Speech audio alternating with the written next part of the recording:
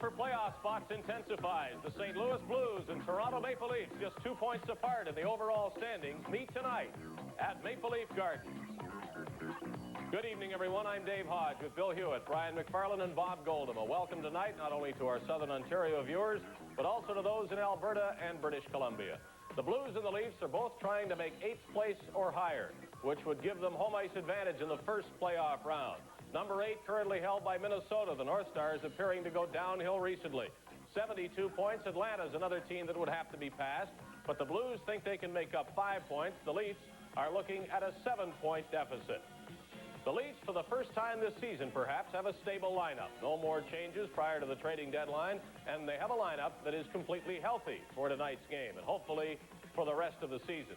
The St. Louis Blues are in the middle of a pretty tough road trip. They got beaten 9-4 in Buffalo, and after Toronto, they must play the 2 New York teams, the Rangers and the Islanders. But for the Blues, the big assignment is tonight, trying to beat the team that is directly below them in the overall standings. In just a moment, then, the St. Louis Blues and the Toronto Maple Leafs, live from Maple Leaf Gardens.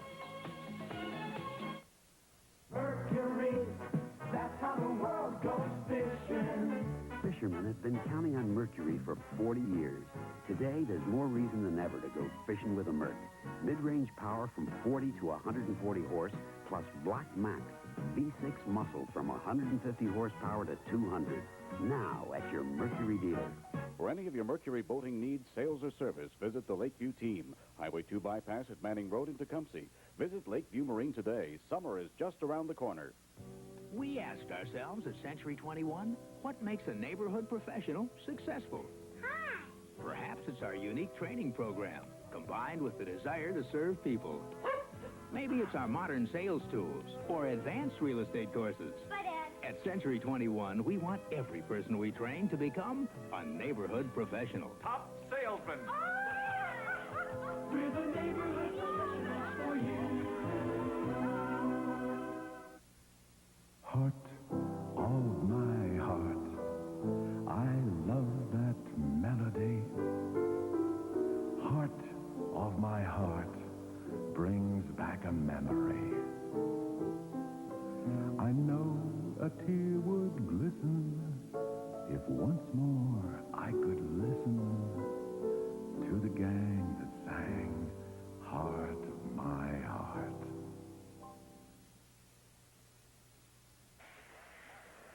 Ladies and gentlemen, please join Live from Maple Leaf Gardens, we bring you the St. Louis Blues and the Toronto Maple Leafs, and you're just in time for the national anthem.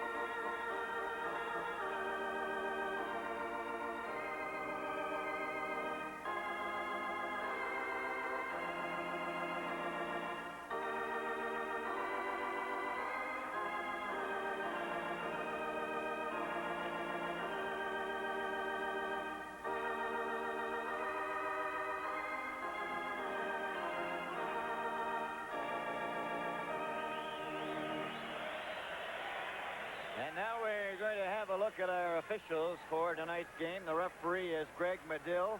The 2 linesmen are Ron Hazelstein and Ron Finn. In goal for the St. Louis Blues, Mike Liu, number 1. Goals against .306. And Yuri Sira with an average of 3.47 for the Toronto Maple Leafs. And the new face mask for Yuri Sira. We'll talk about that a little more later on. Right, Brian McFarland, and we're all set to go for the face-off at center ice. And for the Blues, they have Federico at center, and Babbage on the wings. Back at the blue line is Jack Braunscheidel and Ed Kia. Kia number 17, Braunscheidel is number 16. Play is underway. The Leafs have Sittler at center, Paymo and Terry Martin, Boreas Selming, and Richard Mulhern, who's knocked down. The puck comes up to Martin at center off his skate. Babbage shot it over the line, and Selming just gets it out again. Brownshide, number 16, off the boards. Pamo brings it in offside. Couple of hits on the very first shift of the hockey game. Not suited up for the Leafs tonight. Carl Brewer. John Anderson is back in action for the Blues. Dick Lambie is not dressed. Tony Curry is out of the Blues lineup. It's Floyd Smith. Leafs have won 8 and lost 3 of their last 12 games. They've got 9 of their final 13 games on home ice. And we have Larry Petey, number 6 now at center. That's Mike Crombeen, number 26 on the right wing as the puck goes back and shot in by Dave Burrows. Kia goes back for it. Liut knocked into the corner. On the other wing is number 9, Perry Turnbull. The puck came out in front of the net. The Leafs couldn't do anything about it. And it's cleared by St. Louis to center ice. Now the Leafs will try it again. Cleared in by Bill Derlego, who's out there with Hickey and Rick Buys. Puck along the board, and they get a whistle. Back of that St. Louis bench, Red Berenson doing a fine job as coach of this team. The Blues now at an even .500. Berenson, one of the rare players ever to score 6 goals in a hockey game. We've got 2 of them in the building tonight. Red Berenson of the Blues behind the bench, and Darryl Sittler of the Leafs. Berenson scored his 6 against Philadelphia a few years ago. And the Leafs get set for this face-off. Derlego against Petey. On the defense, Rick LaPointe. The puck back. Leafs keep that puck in. And it's Vibes clearing it on a backhand. Derlego goes after it into the corner. Clears it back of the net again. Being watched by LaPointe. They shove at each other. The puck comes loose. Cleared back into the corner. Hickey couldn't reach it. Derlego watches his man. Petey's there for St. Louis. It comes out in front. Ricky Vine goes back to the blue line. It's kept in. And Derlego trying to steal the puck as Komodowski knocks him down. And being knocked down was Crombeen. Leafs fight for it again. They've got it out. Here's Burrows getting set for a slingshot. And Liut hangs on for a face-off. From Maple Leaf Gardens in Toronto, this is Bill Hewitt with Brian McFarland. You'd expect a fuel-injected 6-cylinder engine and 4-wheel power disc brakes on a Porsche. You'd expect a mirror-like finish on a Jaguar. You'd expect a sumptuous interior in a Maserati. You'd expect a 5-speed transmission and air conditioning in a Ferrari. What you might not expect is that all of this and more are yours for less in the amazing new Celica Supra by Toyota. We'll bet you can't find a better buy. Face-off deep in Blues territory, just to the right of young netminder Mike Liut. Puck off to the rim of the circle. Back of the net there for number 17, Ed Kia. Gets it up to center ice. A long shot. That was off the mark by Mike Zook. The rebound. Sira nearly banged it back into his own goal. The puck is at the blue line and out to center ice. Mike Zook was knocked down. Here comes Rocky Saganuk. And Saganuk thought Anderson was going to get over the blue line ahead of him. Boschman goes back to his own zone to Ian Turnbull. Gets it ahead to John Anderson. Anderson's pass for Salming. Broken up by Zook. Zook out St. Louis is knocked down by Turnbull. Salming a pass up to Boschman. Boschman's pass for Anderson slides into the corner. Ed Kia goes back for it. Kia covered by Anderson. Saganuk shot it to the other side. Kia couldn't get it out. Kia, number 17, shoots it out on the left wing to center ice and slide back into Leaf territory as that puck is moving rather quickly. Nice, very fast as the puck is cleared up for Saganuk. Saganuk, Komodowski, a shot by Saganuk. Liut shot that, knocked it into the corner. Boschman had the puck intercepted. Back for St. Louis, and it's offside. Number 23, Hartman Monahan.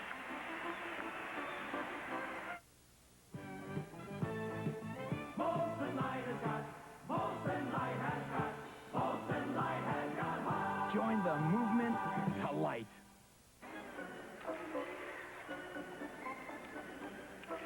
17-11 to play. Scoreless first period here. The face-off comes outside the Leaf blue line as the Blues were offside on what looked like a pretty good play by the Blues. Play plan was 2-on-1.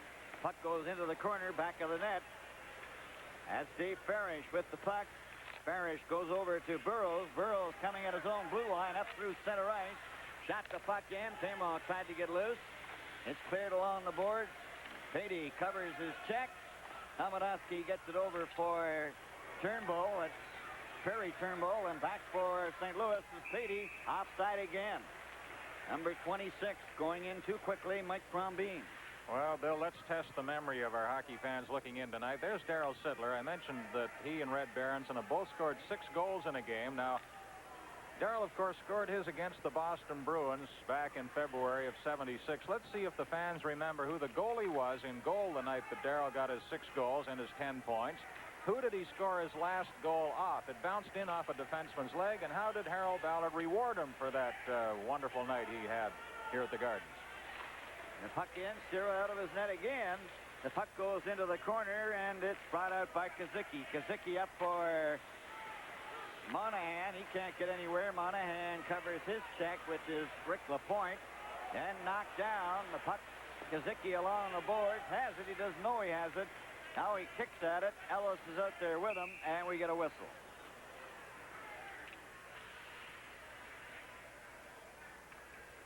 Talking to Carl Brewer before the game, I mentioned that the Blues had signed veteran Terry Harper after 17 years and coming out of retirement to rejoin the Blues. His one-word answer was incredible. I think he felt a kinship there with Terry Harper coming back at his advanced age. Well, the Leafs are going to make a change. They're juggling their lines around a little bit. Derligo out there at center now with Hickey on one wing, Rick Vibe on the other. Number 19 is Blake Dunlop. So Coach Red Berenson doing a little juggling act as well. Play is called. Terry now we have a bit of a mix-up. Ricky Vibe with a stick up. And that nearly Brian Maxwell was his combatant.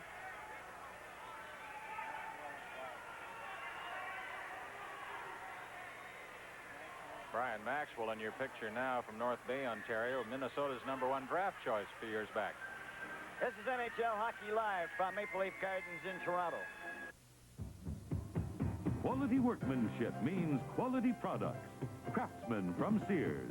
Built to last and value priced right down the line. This week, save $150 on this versatile Craftsman 10-inch radial arm saw with optional accessories at rips and crosscuts, miter and bevel cuts, dados, molds, and more.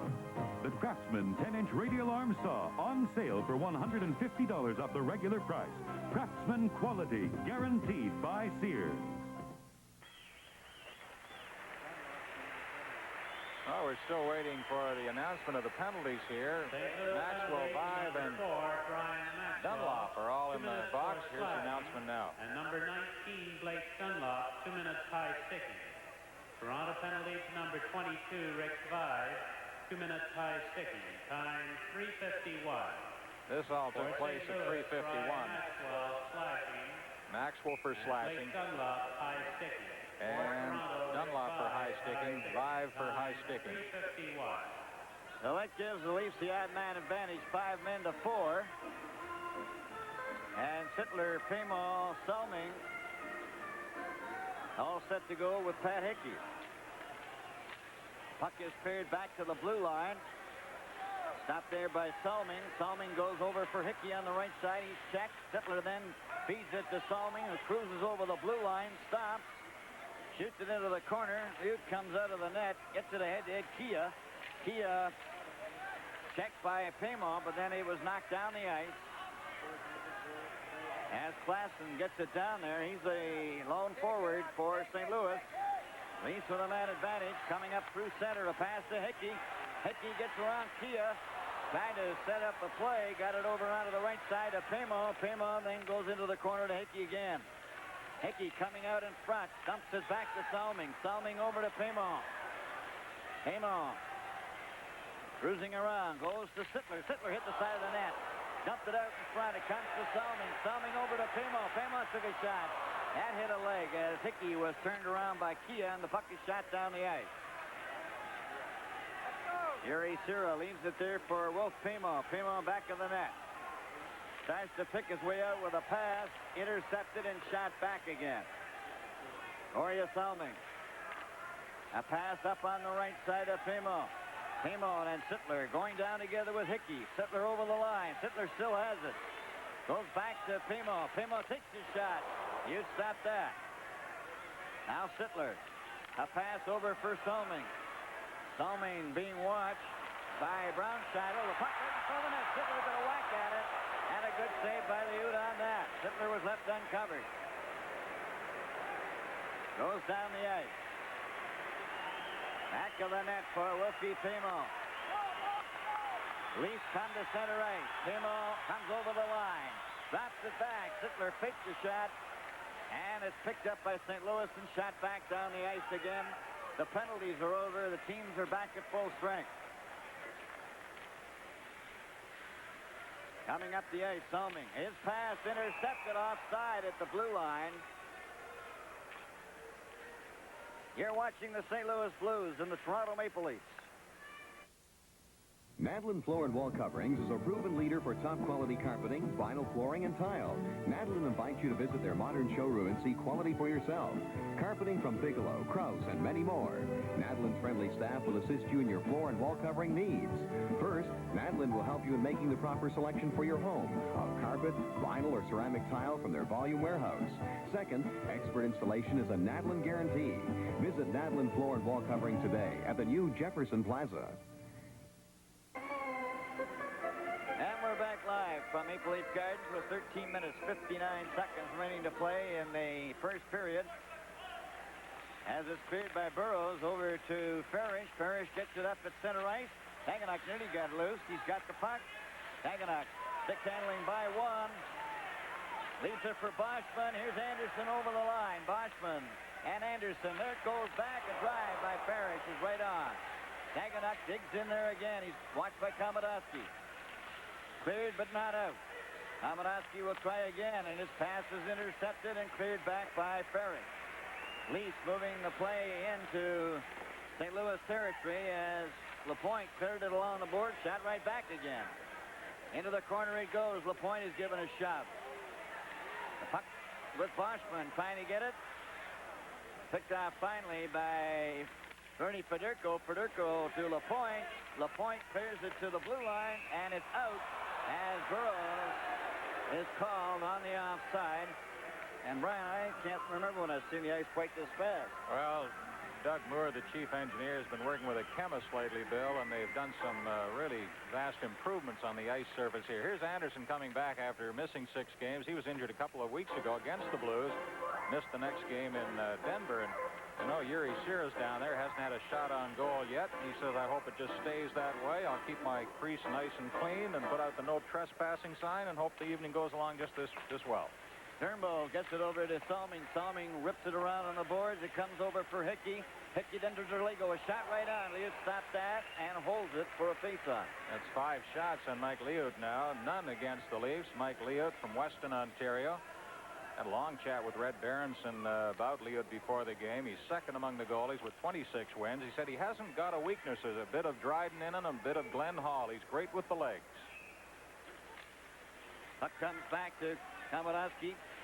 That's it. Kia now with it. Number 17 coming straight up the ice to center. A long shot off the boards. Rebounds into the corner. They're trying to dig it out. Blair Chapman, number 14, covered as the puck comes along the board. Kia then covers again and got it out in front. Salming has to recover. Salming bounced one after Lego's helmet. Shot right back in again, and Chapman was inside along with Lefley, and we get the offside.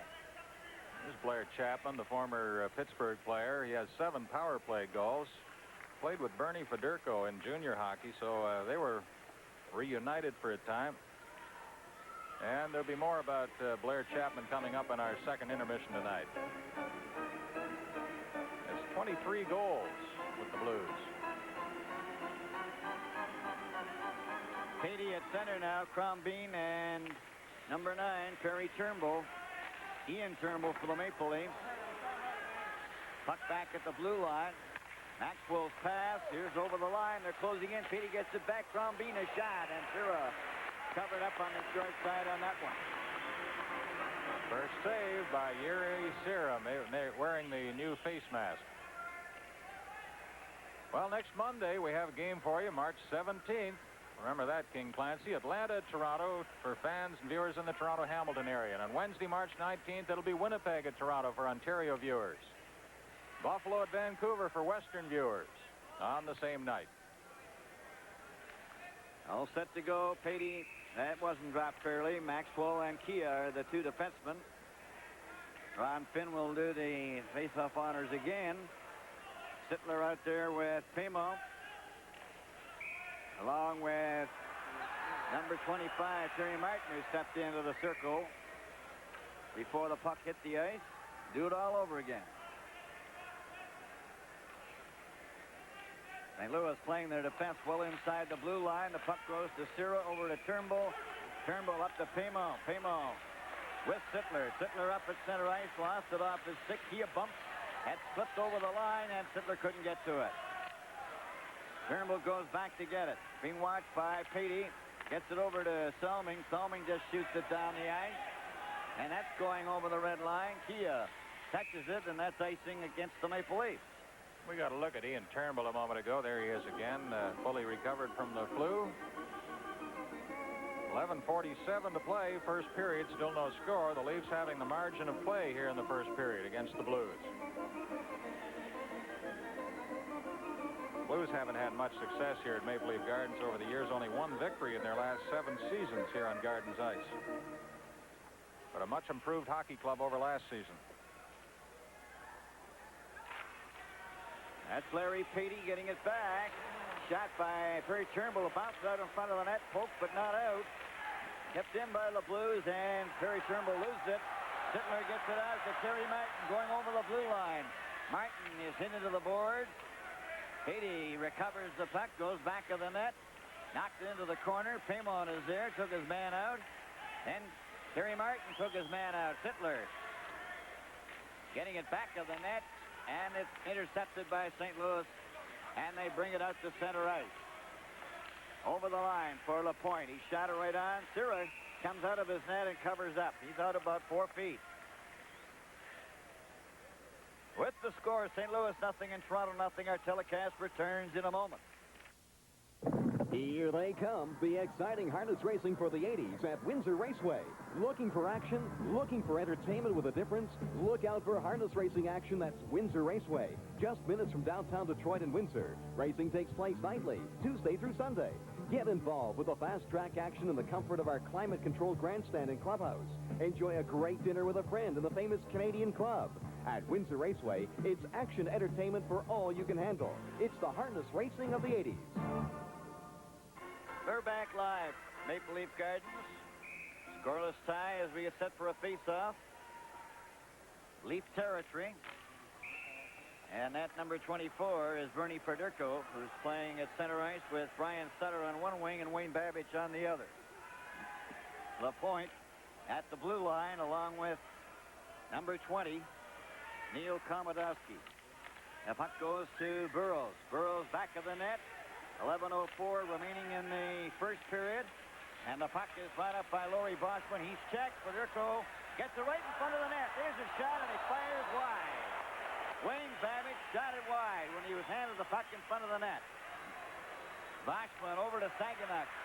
Saganuk going in with a high drive, and that is wide. The rebound on the mesh, cleared out in front of the net. And Mike Duke got it over. Here's Federko back for St. Louis. A back pass. Closing in is Ryan Sutter. Centered it out in front. Goes back to Sutter. Sutter in. Back of the net. Federko is bumped. Clearing pass for Anderson. Stopped by LaPointe. A screen shot knocked down. They go to the board. Finally, it's knocked out and down the ice. Picked off there by number 20, Neil Komodowski to LaPointe. LaPointe then shot it over here on the right wing, and Babbage's pass broken up by the Leaf defense. Then Parrish nearly gave it away. Sierra came to the blue line. It's tapped, but out far enough to get a whistle and an offside. At the Leafs guilty of some pretty sloppy giving away in their own territory. Oh, and Babbage came close to collecting his 20th goal. As we look up at Punch Imlach, watching the action here tonight, a lot of the Leaf fans are praising Punch now for the deals he's made that brought in some young talent that is really producing well for the Leafs. Of course, Punch has never finished trading. He'll be thinking ahead to the next opportunity to pick up some people. Of course, the trading deadline passed at Tuesday noon, and the Leafs, some of them, can relax a little bit now, I think. 9:56 remaining and counting now in the first period. We have no score in the game. That's Richard Mulhern shooting the puck down the ice, and it's going to go over the red line. Back to get it is Ronscheidel, and that'll mean a face-off. Well, the Blues picked up Ed Kia from Atlanta, and talking to Red Berenson before the game, he said he's been our steadiest defenseman. He's really given some poise and experience to the blue line, where the Blues, of course, are weakest and have been for several months. But they're 10 wins better than last season's team. 9:44 on the clock, first period, it's scoreless. Harry Patey, number 6 at center. Perry Turnbull, number 9 on the left wing. Number 26, Mike Crombeen. As the Leafs have Sittler out there with Paymo and Martin. Here comes Sittler to center, takes his shot off Ed Kia, and it comes out. Richard Mulhern is being bothered by Larry Patey. It goes along the left side. Hits the point, gets it over here on the right side. And that shot by number 9, Perry Turnbull, covered easily by Yuri Sierra. Now here's the puck stolen by Paymo. Paymo with Sittler. Sittler into the corner, shot it across the goal mouth. Salming has the rebound. It comes to Sittler. Sittler knocked it back to him. Only it was picked up by Perry Turnbull, who got away from Sittler and Salming. Gets it over onto the left side. Patey has all kinds of trouble. Paymo then hits Sittler. And with 8:57 left, Sittler gives the puck away. Patey then hands it to Paymo. The checking getting very tight at center ice. And Paymo gave it away to Patey. Patey and Paymo, and then it goes into Richard Mulhern. Back in the net. Up here on the left wing, Ed Kia nearly got loose. Salming will try it again. And Hickey makes sure of it by carrying a backhand down the ice. They're changing on the goal. Number 16, Jack Ronscheidel, gets it out over the blue line. The Leafs bring it right back. Derligo missed it. Ed Kia, number 17, got it out. Turnbull had a hold of Zook, but it's brought back. There's the drive. Sierra stopped that off the stick of Chapman. Cleared back of the net. Trying to center it, and the Leafs break it up. Fearing pass for Derligo, and Derligo knocked it right out of the stick of Brian Maxwell. His pass to Chapman, and the Leafs break that up. There's going to be a tripping penalty. It's going to Chapman, number 14. Live from Maple Leaf Gardens in Toronto.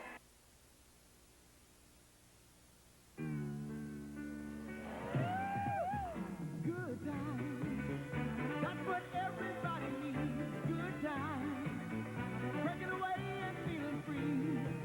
My friends and I are gonna find good times. And when it's time for a beer, it's time for Canadian. There's a glass of Canadian. To the good times. Time for good times. Yeah.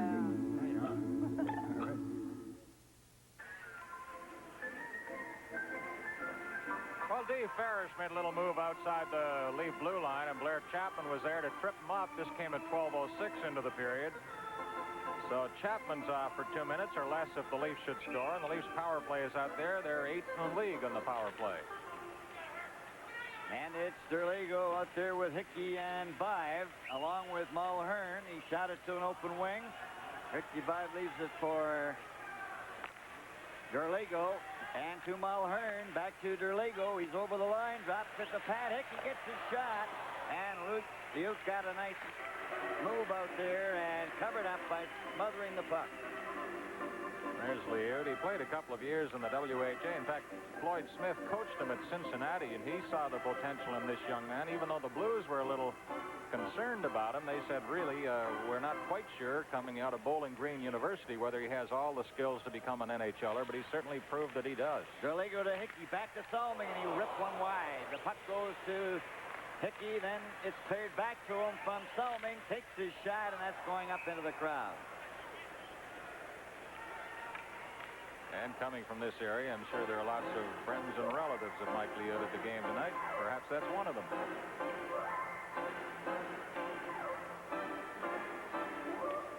Well, he's certainly very, very cool in the nets.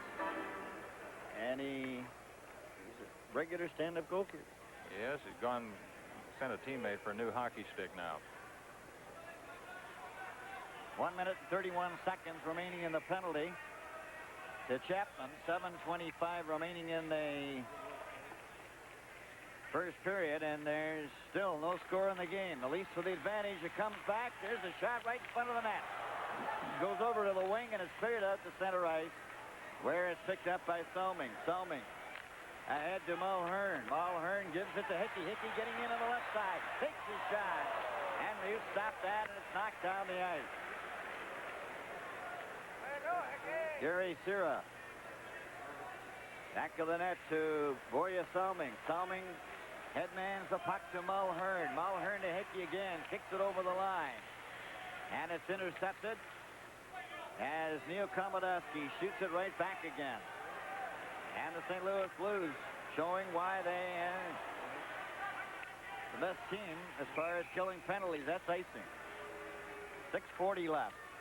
Well, you know, I talked to Red Berenson about that. He said, yeah, we're #1 in penalty killing. Now, if we could only get our power play organized. And he said, I just can't put my finger on what's wrong with it. We have some skilled players out there. We get good opportunities with the man advantage. But we're just way down in the standings when we have the manpower edge, and we just can't seem to score. But penalty killing, they're superb. Klassen has made a big difference there. He's a very powerful skater. He used to be considered an offensive threat, but really he's a top defensive star for the Blues.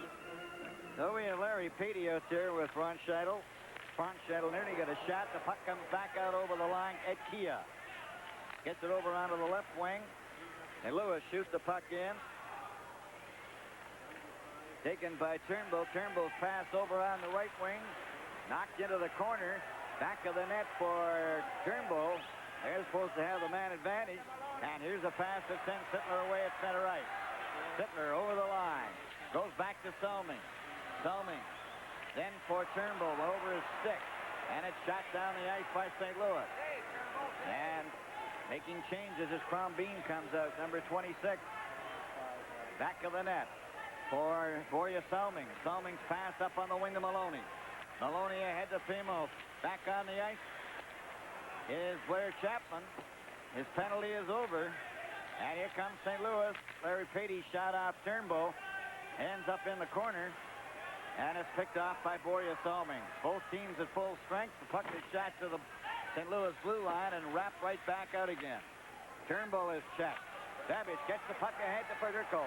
Federico a shot, and Sira stopped that. They go to the boards and they get a whistle, and we'll have a face-off. With 5 minutes, 23 seconds left to play in the first period. The score, St. Louis nothing, Toronto nothing. The everything place for everyone's taste. The beautiful Devonshire Mall. Hi, I'm Joel Quenville. And I'm Pat Paquette. Devonshire Mall, a great place to shop. Right, Joel? Oh, yeah. The beautiful Devonshire Mall. Convenient Devonshire Mall. The wonderful.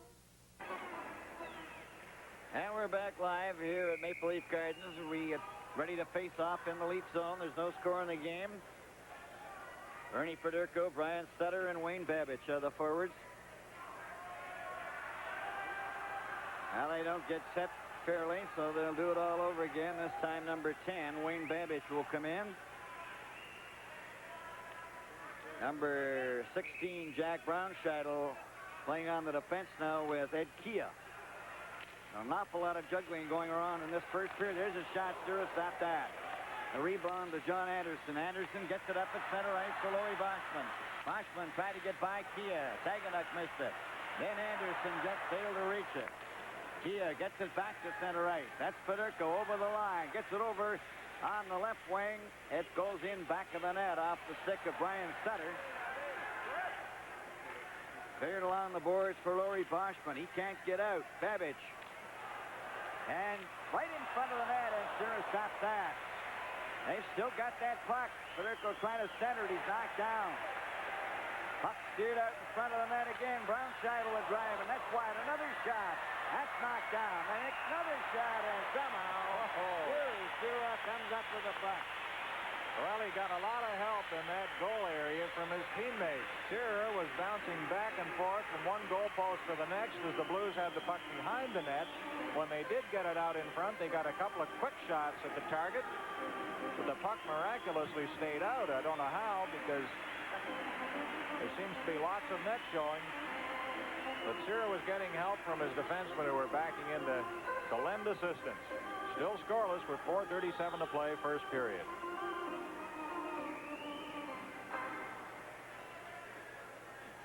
Mike Zook at center.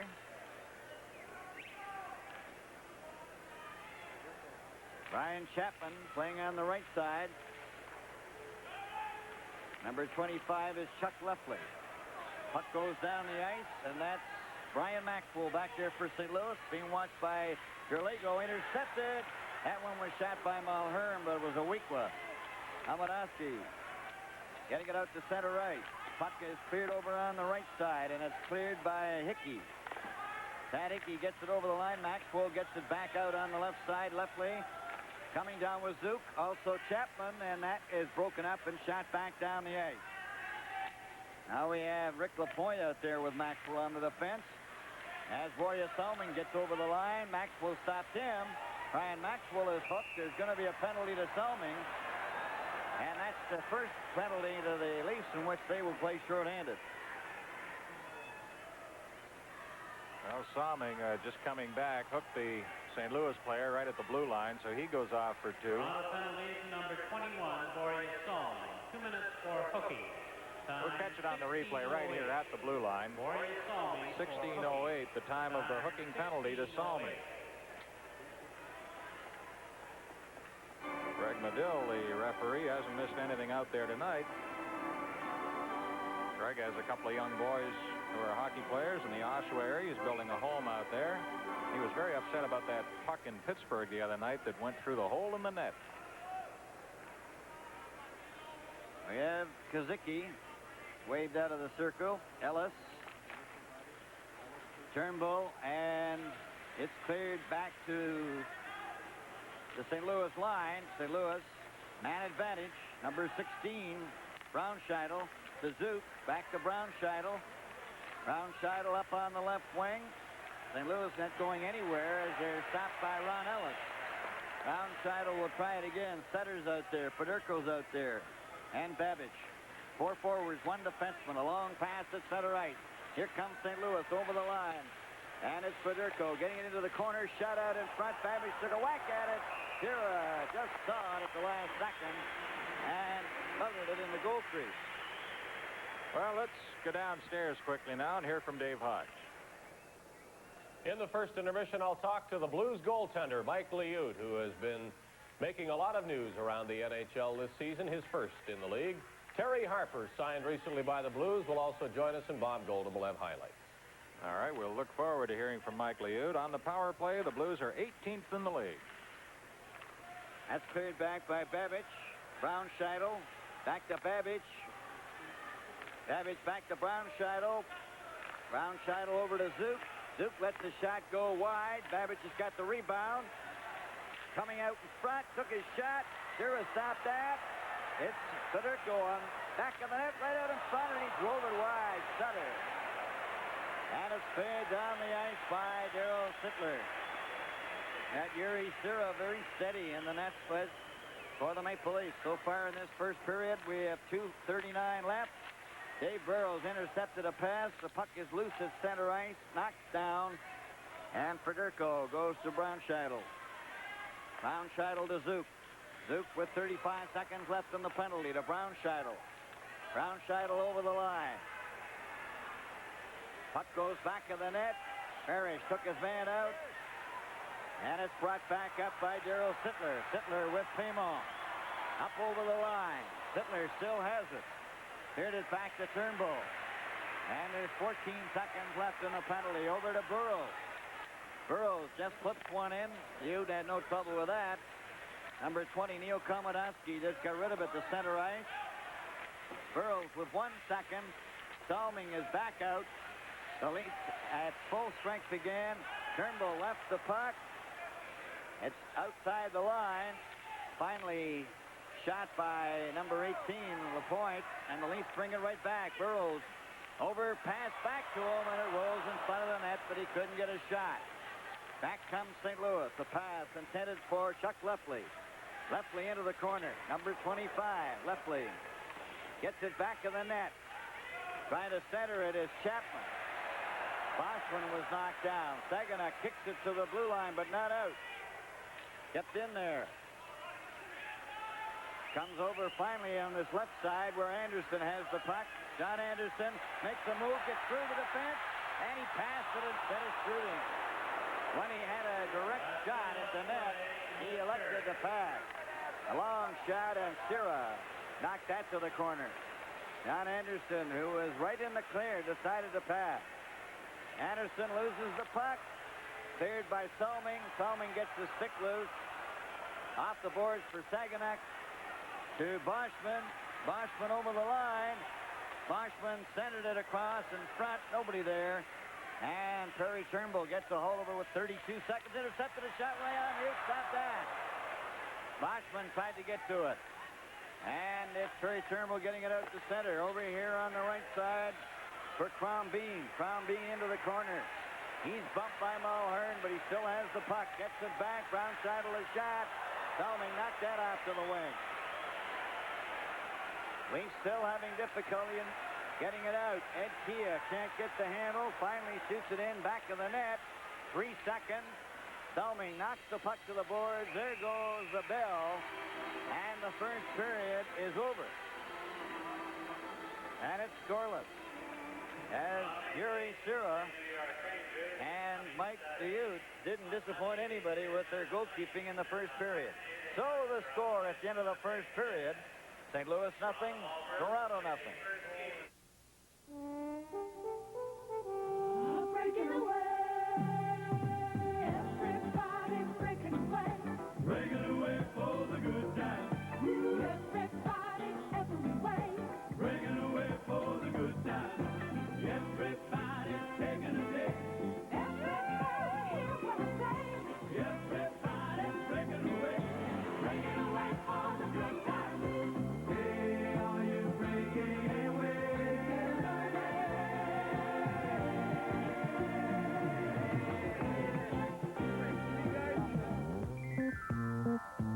When it's time for a beer, that's the time for Canadian. Raise a glass of Canadian. Molson Canadian. Raise a glass of Canadian. To the good times.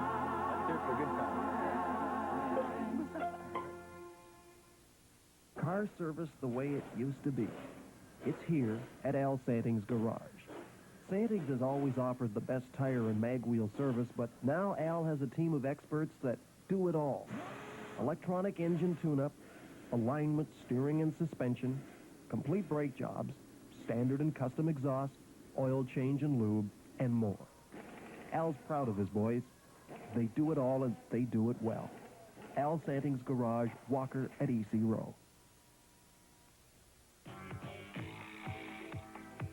A scoreless first period goaltending at either end. Mike DeYout making 9 saves in the St. Louis net, and Yuri Serha a little busier with 11 stops for the Maple Leafs. And with me now is Mike DeYout, who has set a club record for the St. Louis Blues this season, 26 victories in one season. And that comes out of 52 games, this being his 53rd, which leads me to a question about a fatigue factor, if indeed it exists. Do you feel that that's going to be a problem if it isn't already? Well, I don't think it'll be a problem later on, because once you get into the playoffs and things like that, I mean, that's what you played 80 games for, so it won't be a problem then. It becomes a problem maybe around game 70, game 60, in between those two, because it becomes more of the same, but it's something that you have to play through, because it's unfair for me to say, well, I don't want to play tonight, and Eddie, go ahead, because if I'm going to enjoy playing that many games, I have to at least play the games I don't feel like playing also. It's kind of part of the job. So there is a fatigue factor, but, you know, there's certainly a fatigue factor for everybody involved. Could it be mental fatigue, maybe even more than physical fatigue? Yeah, I think so. It's the idea of just, you know, coming to the game, another game, and after a while, especially if it's in the middle of a road trip, it becomes more of just, you know, can I get there? Can I force myself to be enthusiastic about the hockey game? So that's probably the harder of the two. If there's one goaltender in the league who would have it no other way, it's Tony Esposito. Whether there's any fatigue or not, do you come to the feeling that this is the way you would want to have it throughout your career? Well, yeah, certainly. I played for Floyd in Cincinnati last year, and I played 54 games all told, and I enjoyed that. I like to play that. It's a nice figure, somewhere in the 50s, maybe the early 60s there. Tony in Chicago, I don't know. I was starting to feel sorry for myself, and I saw he played 6 more games than me. A man's 35 years old, and I'm 24. I better get going. So it's when you see somebody like that play that many games, it's encouraging, because you know it can be done, and certainly it's something that, yeah, if he can do it, I can do it. It becomes something like that, too. How do you react to the idea that you are the biggest difference in this St. Louis team this year as opposed to last? Well, I really don't like to have all that. It's not a matter of making it harder for me to play. My job's the same any night and every night. It's just that goaltending's like that. If your team's successful, you get the credit. If it's not successful, you get the blame. So it's a little bit like the quarterback in football and the pitcher in baseball. So it's part of the job again. And sometimes it becomes, you know, a burden, but because you have to be in a lot of different places, and a lot of people expect you to do a lot of other things. But other than that, it's, you know, it's nice to be recognized, but I don't think it's that simple with our club, and it never is with any team. It's just that in the beginning of the year, we were all new, and when we started to come together, that's when I started to play more. So it's been a combination of 3 or 4 things more than, you know, just one. I'm wondering if you get any sort of perspective at your end of the rink about Yuri Serha's style, which seems considerably different, more in the net than we're used to seeing in the NHL, and covering a lot of the net when the scrambling is going on. Yeah, well, the first time I saw him play was in St. Louis, so, and this is only the second time. He, you know, he seems to be very energetic in the game, and I don't play that way, but, you know, that style can be effective, and it has been for him. He's just aggressive, and I think it's new for him, obviously, and this is what he's always wanted to do, and it's an accomplishment for him to come from where he did, and so I think he's just enjoying himself, and I think that exuberance is kind of showing through in his play. The effective way to play goal is to stop the puck, I guess. Yeah, is what we're that's saying. the bottom line. Mike, thank you for taking the time during this intermission, and good luck the rest of the way. Thank you. Mike Liut of the St. Louis Blues, and coming up next, Terry Harper of the St. Louis Blues. We'll find out what the future holds for him with his club as we continue. The score, 0-0, St. Louis and Toronto. Our intermission continues in a moment.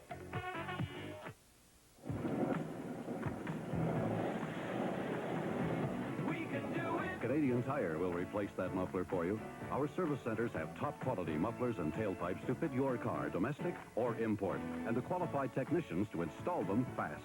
Our price for the whole job will be tough to match, and our guarantee is good at over 300 Canadian Tire service centers across Canada. We can do it. It's for people like you. Canadian Tire. Now, along with every gas range sold to you, good old Union Gas sends the service too. Say hi to the guy who delivers it to you. Hi. Hello to the fellow who checks it out. And hi to the gal who shows you how to use it. And a hand for the man without a doubt who can fix it. At Union Gas, we do things right. Person to person, that's our way. What can warm and friendly gas do for you today? Like it? This 1980 Scout Traveler isn't mine, but it could be yours. It's part of the grand prize in the Great Family Treasure Hunt contest during March at Kentucky Fried Chicken Stores. Every time you come in, you get a chance to win one of 46,000 instant prizes. Just scratch the entry card. You could be an instant winner. If not, you can still win this grand family prize, the Great Family Treasure Hunt contest. Get details from your newspaper or at Kentucky Fried Chicken Stores. Scoreless at the end of one period in a big game between teams next to each other in the overall standings. And prior to the trading deadline, although that necessarily was not significant, the St. Louis Blues announced the signing of Terry Harper. We know Terry Harper is a former Montreal Canadian, Los Angeles King, Detroit Red Wing, and now a member of the St. Louis Blues. The Blues said they wanted you for insurance. What does that mean to you? Well, I think they had an injury on defense, and they wanted somebody who had played in the NHL and playoffs before as a backup for the fellows that they had playing in case they had another injury or things didn't go as well as they anticipated. And thought that maybe my experience would help settle down their defense. They've been having a few goals against lately. They had a bad night in Buffalo, and I think they thought that maybe a little experience might help them on defense. Terry, were you actively interested in resuming an NHL career, or did they talk you into it? No, I had heard that they had been mentioning my name, and I gave them a call and said that just to tell them I was in good shape, that if they were interested, I would be interested in coming back for a period of time, like for the rest of this season. That was attractive to me, and obviously it was attractive to them. What have you been doing? What have I been doing? I've been working as a manufacturer's rep in Detroit. But no hockey involvement? No, I got on the ice once or twice around Christmas time, went skating a couple of times. That's all. I just do my regular workout physical program that I do every day. I've been keeping that up. Toward the end of your days with the Red Wings, you were sent to the minors, and there was talk that they perhaps were interested in getting you involved in coaching, or you wanted to be involved. Is that in your mind, or was it then? No, I've never really wanted to coach, and at that time I certainly didn't feel that I wanted to go coaching at all. I felt I still wanted to play, and they didn't want me to play. They wanted me to coach, so we just couldn't agree, and I thought I'd rather retire than go coaching. If the Blues want you to play, when can you be ready? Oh, I was ready tonight. Really? Yeah, definitely. Yeah, I can skate right with any of them out there today and yesterday in practice, and I feel that I could have played tonight, sure. Any inspiration from people like Gordie Howe, or does that affect you at all? No, not at all, except, well, there is in a way in that, I think very highly of the fact that he's still playing, and think that it's super, and because it's getting them away from the stigma that once a player reaches a certain age, that they should get rid of them regardless of what they're doing, the way they're playing. I think the teams would be much more successful if they judged them on what they did on the ice than on whether they were young, whether they're old, or where they came from or something. And so I'm proud to see Gordie out there. I like to see Davey Keon, too, and Bobby Hull out there doing a job just as well as they ever did, I think. Good luck. We will wait and watch you as the St. Louis Blues head for the playoffs. Terry Harper and Bob Golden will have highlights as our intermission continues in just a moment. Look at that. Hey, guess who gets 21 miles per gallon? Surprised? A lot of folks are. But the 1980 Jeep CJ with a feisty 4-cylinder engine gets the best gas mileage of any four-wheel drive vehicle built in America. An EPA estimated MPG of 21 and a highway estimate of 25. Plus, right now, your AMC Jeep dealer has a soft top special listing for only $99. That's right, only $99. Take advantage of this great value now. Sencor for soybeans, only one you need. Control and weed, Sencor's the one. I'm a custom applicator, and this year we applied Sencor on something over 500 acres. We came out with fantastic results. The broadleaf weed control, it's just super. Sencor from Camagro, the only herbicide you need for soybeans. You're enjoying Toronto Maple Leaf Hockey on your sports station, TV9.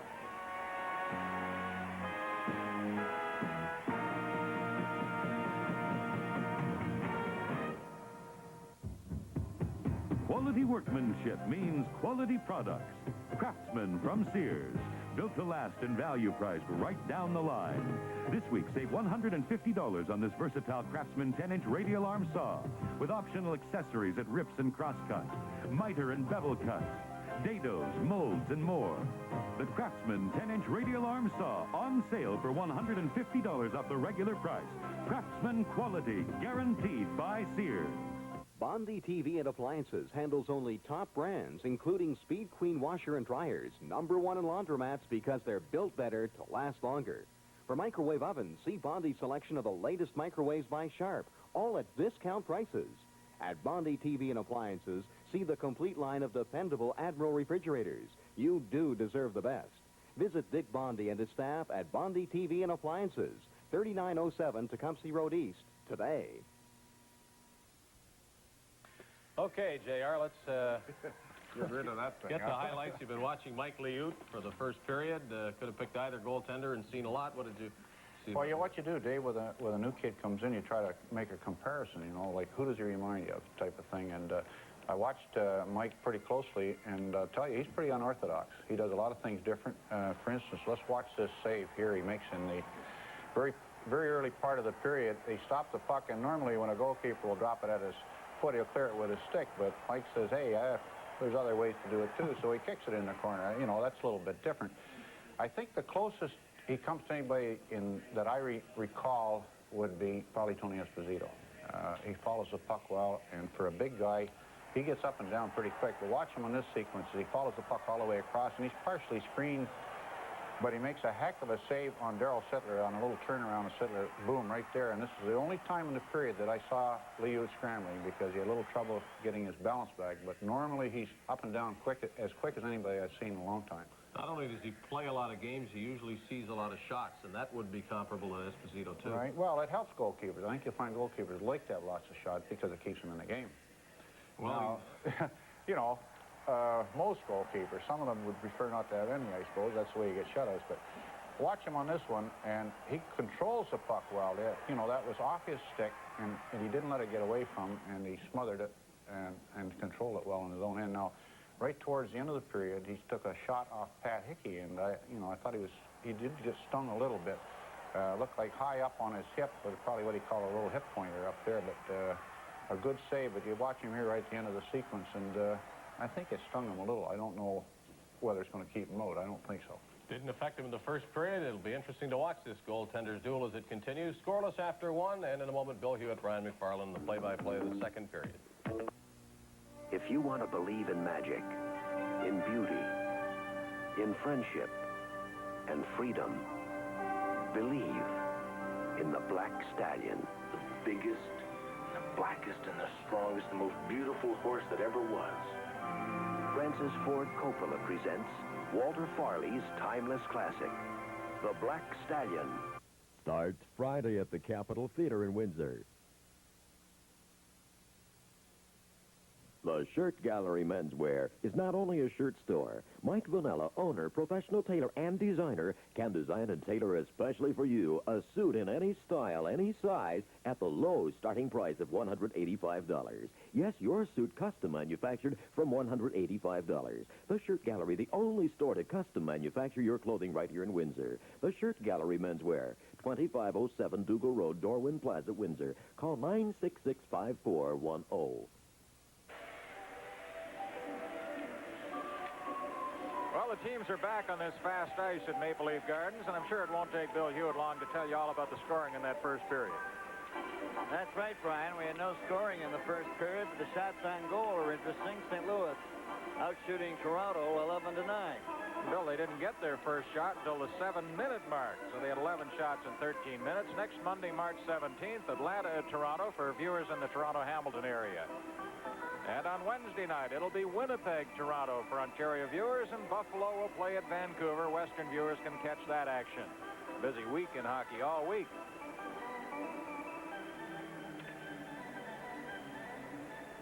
So the goaltenders were the story in the first 20 minutes of play, and as they get set to drop the puck here for the second frame, we'll wonder if the goaltenders can keep it up. Mike Liut for the Blues, playing what we heard him described as a bit of Tony Esposito, and a bit of Ken Dryden, and a bit of Glenn Hall. And on Montreal, Toronto Old-Timers meet, 8 p.m. in the Old-Timers game, and that's a sellout. Sunday, March 23rd. We caught a bit of red story there with Ivan Irwin. Play underway as the puck is out at center ice to Darryl Sittler. Sittler fan on his first try, shot the puck in. Hughes knocked it into the corner. Play goes right on. Unable to get out with Perry Turnbull. He stirred it over for Wolf Pamo. Pemo then for Terry Martin. He chopped it back of the net. Cleared by Liut along the boards, around at his foot, and knocked out by Ed Kia to center ice. Foria Selming goes back for it. Selming in back of the net. Selming trying to get it out to Pemo, and he did. Pemo off the board. Barry Turnbull keeps it in for St. Louis, right in front of the net. There's a shot fired right over top by Larry Patey. Comes to the blue line. Kept in by Kia, but the linesman rules that it did come out. So they're calling it. Bill, you heard Terry Harper mention Dave Keon, and Keon has scored for Hartford tonight. Lead Detroit 1-0 in the second period. It's Pittsburgh over L.A. 1-0 there in the second period. The only goal scored by Rick Keogh, former Leaf. And the Rangers leading Colorado 3-0 as the Rockies continue to struggle there in the second period. Maloney, Don Maloney that is, Vickers and Hedberg for New York. Boston leading Washington 1-0. Goal by Jean Rattel there in the second period.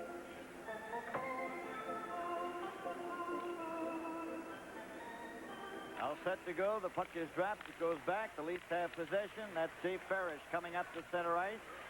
Verdugo on the forward line with Sutter and Babbage. The puck into the corner. Kia pass off. Verdugo goes down the ice. Now then the Blues change while play is in progress, and Sittler just failed to get away. Kia, a pass knocked down by the Leafs, then brought right back again. Over the line for Crombeen, and it's back of the net in the corner by leaving it for Pemo. Pemo's pass at center for Hickey's broken up. Here's Turnbull getting over the line for St. Louis into the corner. Goes back of the net. No score in the game. Puck still kept in. Center right in front. Crombeen just failed to deflect that one into the net. Came right across the goal mouth, and here's Pemo. 2-on-2 with Pat Hickey, and it goes off and Kia into the corner. Kia past Maxwell. It came out in front, and St. Louis gets the blue line, but not. They call it outside the line, and linesman Ron Finn was right there on the spot. Live from Maple Leaf Gardens in Toronto.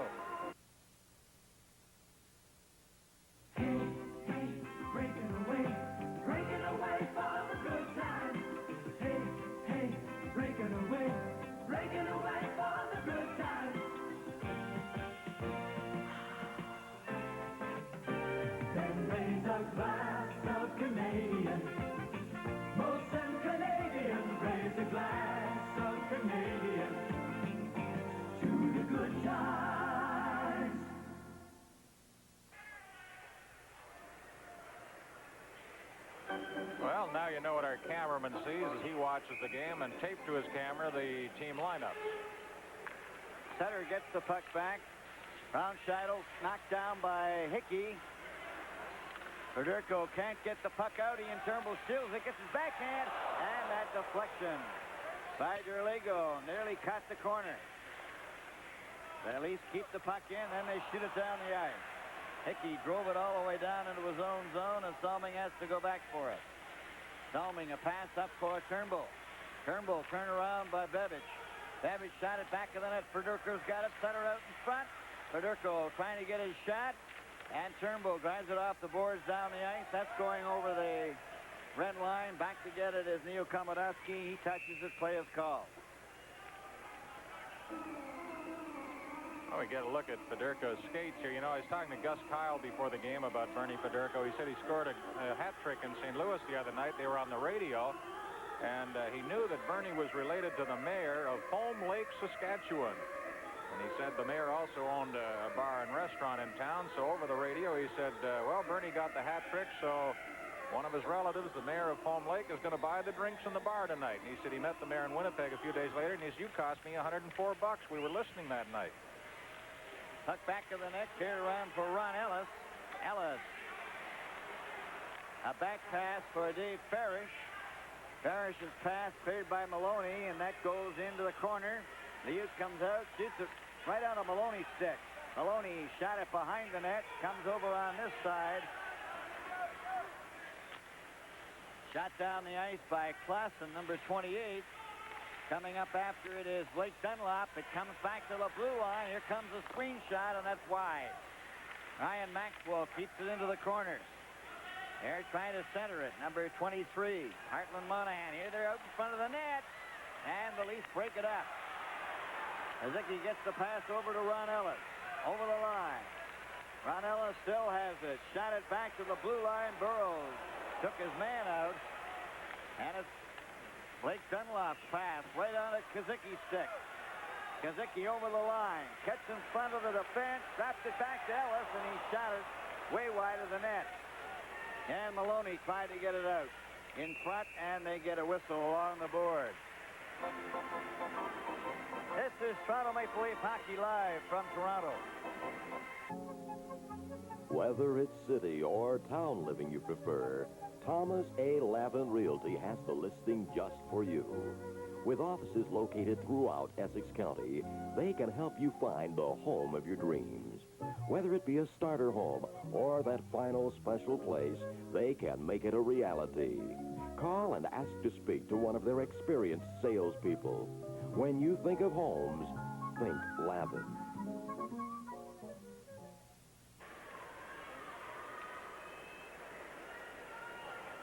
Time to play, second period, 16-14, no score in the game. Bill Floyd Smith tried a new line out there a moment ago. Kazicki, Ellis, and Maloney. Here's a quick break for St. Louis. Coming down the ice is Lefley. Lefley shot, and Sierra had no trouble with that. Leafs clear the puck back out to center. Brownscheitel got it over onto the wing. It's cleared by Richard Mulhern. Brownscheitel's got it again. It's passed up at center, and that one's knocked down. Zook gets his shot. Sure, stop that. Shot it out to center ice. Pass over to Brownscheitel. Brownscheitel back to Ed Kia. Kia's pass right onto the stick of Salming. Salming over to Saganak. To Laurie Boschman. Boschman trying to close into Saganak, and he shot it wide. Boschman, back it comes. There's Richard Mulhern right on. Liut got that, and he hangs on. Oh, both goaltenders showing very good glove hands. Sierra just moments earlier made a couple of good saves. Let's take a look now from behind the net at this stop by Yuri Sierra. And he swats it away with the goal stick. He's got the second best winning percentage among the goaltenders in the NHL. He's won 6, lost 2 for a .750 average. That's just behind Pete Peters, the sensational young Philadelphia goaltender who leads all the goalies with a record of 26 wins and only 2 losses, and a strong candidate for Rookie of the Year, I think. Okay, Brian, we're all set to go now. It's Sittler. Puck goes into the corner. St. Louis have possession. It's poked up on the left wing. Coming up to center ice. Zook takes a long shot. Sierra had no trouble with that. They're changing players on the fly as it's brought up by Dave Parrish. A long shot caught by Liut. And he gets it back into the corner. Holding it against the boards is Mike Crombeen, and that's where it's going to end. Crombeen and Terry Martin shoving at each other. Bill, I should give the viewers the answer to our quiz about the night Darryl Sittler got his 6 goals and 4 assists for 10 points. Who was in goal for Boston that night? The 6th goal bounced off a defender's leg. Who was it, and how did Harold Ballard reward him? The goalie was Dave Reese. The defender was Brad Park, and Harold Ballard rewarded Darryl with an antique silver tea service worth, about $8,000.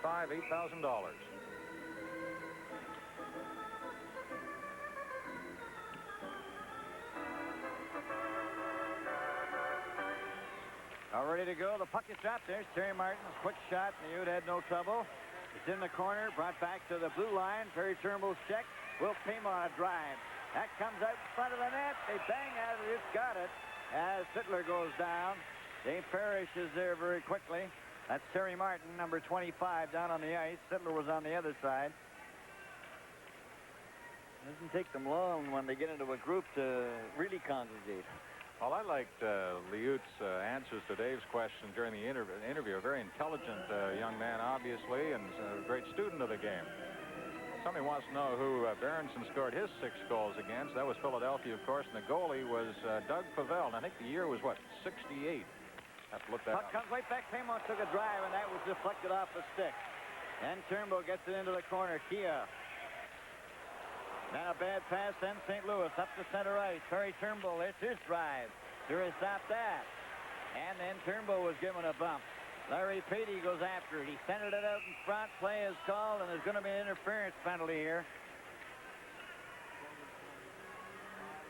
With the score, St. Louis nothing, Toronto nothing. Our telecast returns in a moment. Here they come, the exciting harness racing for the 80s at Windsor Raceway.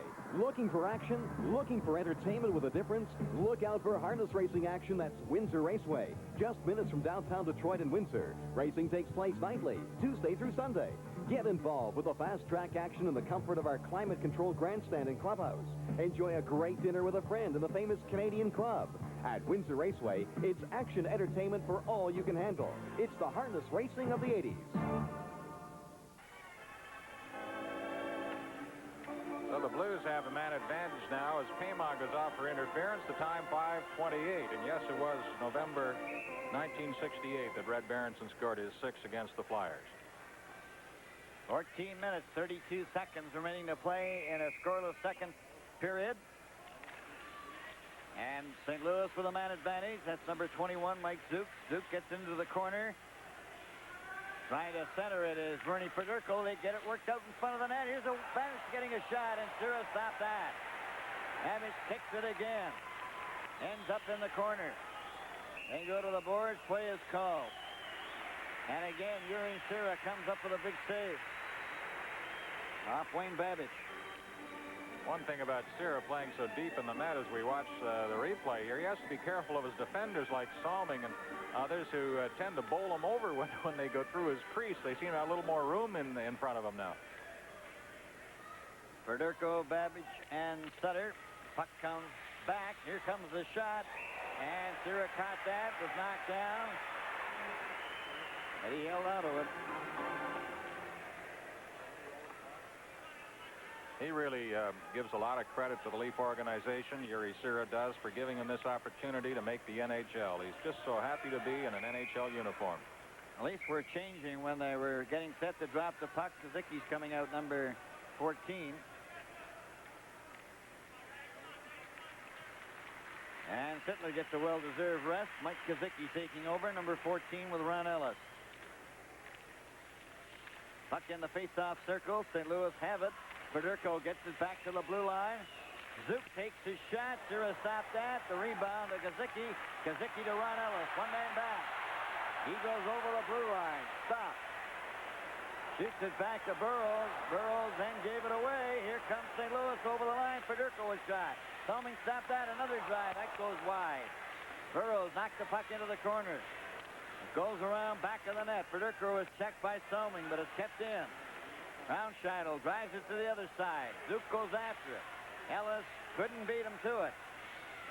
Zook then shoots it back of the net. Federko is turned around. Salming's stick is grabbed, and finally Ellis shoots it out and down the ice. Zook goes back for it for St. Louis. No score in the game. 13-16 remaining. Second period, 42 seconds left in the penalty. Up for Brownscheitel. He's being bothered by Rick Vive. The puck at the blue line. Play is called.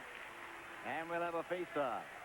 Good back-checking by Rick Vive against Babic. Vive taking over number 22, deserted by Tiger Williams in the deal with Vancouver. Babic has a kid brother who's probably going to be the number 1 draft choice out of junior hockey. Dave Babic, young defenseman. There's Wayne's record.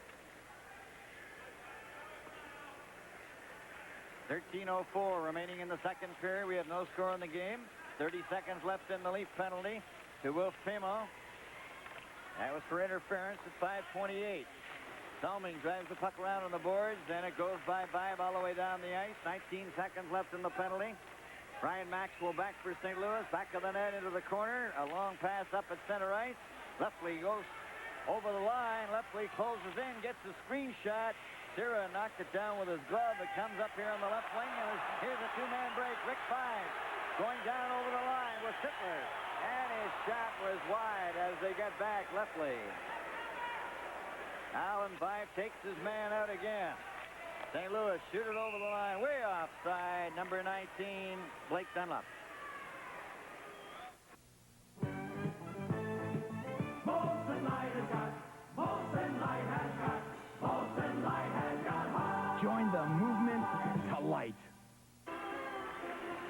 Well, you can tell how Vive feels about that miscue. He had Darryl Sittler flying down the middle of the ice.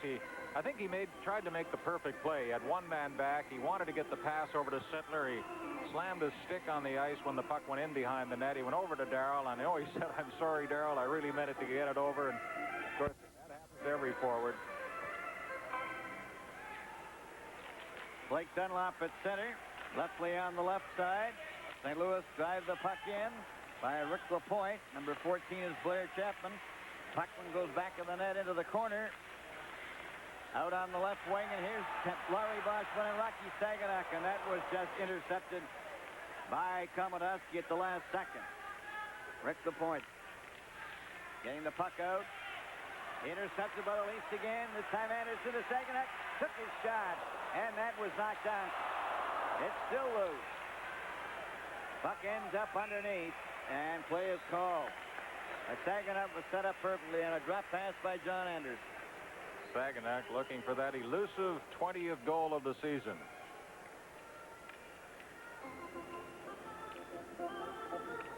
Rick Lapointe, acquired from the Philadelphia Flyers, skates off for a rest. 11:46 to play as we near the halfway point in the hockey game with no goals scored so far.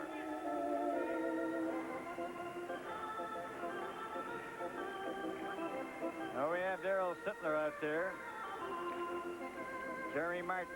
Bill, the team that scores the first goal here tonight, if one does, has a good chance of winning, because when the Leafs score first, their record is 23-5-2. When the Blues score first, their record 21-4-6. Sittler is talking to the referee, and question, is he the designated captain? No, well, he may be. I don't know, but Greg Medill said it's hard to ignore Darryl Sittler. It's hard to get out of his mind that he's not the captain. That's what he said after the Pittsburgh game. All set to go. We have Federico out there on the forward line. Sutter and Babbage on the wings. Facing Darryl Sittler, Wilf Payma, and Terry Martin. It comes over to Sutter. Sutter comes straight down the ice at center for St. Louis. A long shot. Sira gloves it. Shoots it into the corner. Babbage is there. Centered it out in front. Nobody was there for that. And Payma gets it ahead to Sittler. Sittler is too well covered. Federico comes back for St. Louis. Over the line with a pass to Sutter. Sutter shot it across to the far side. The Leafs unable to get out. It finally goes out to Darryl Sittler.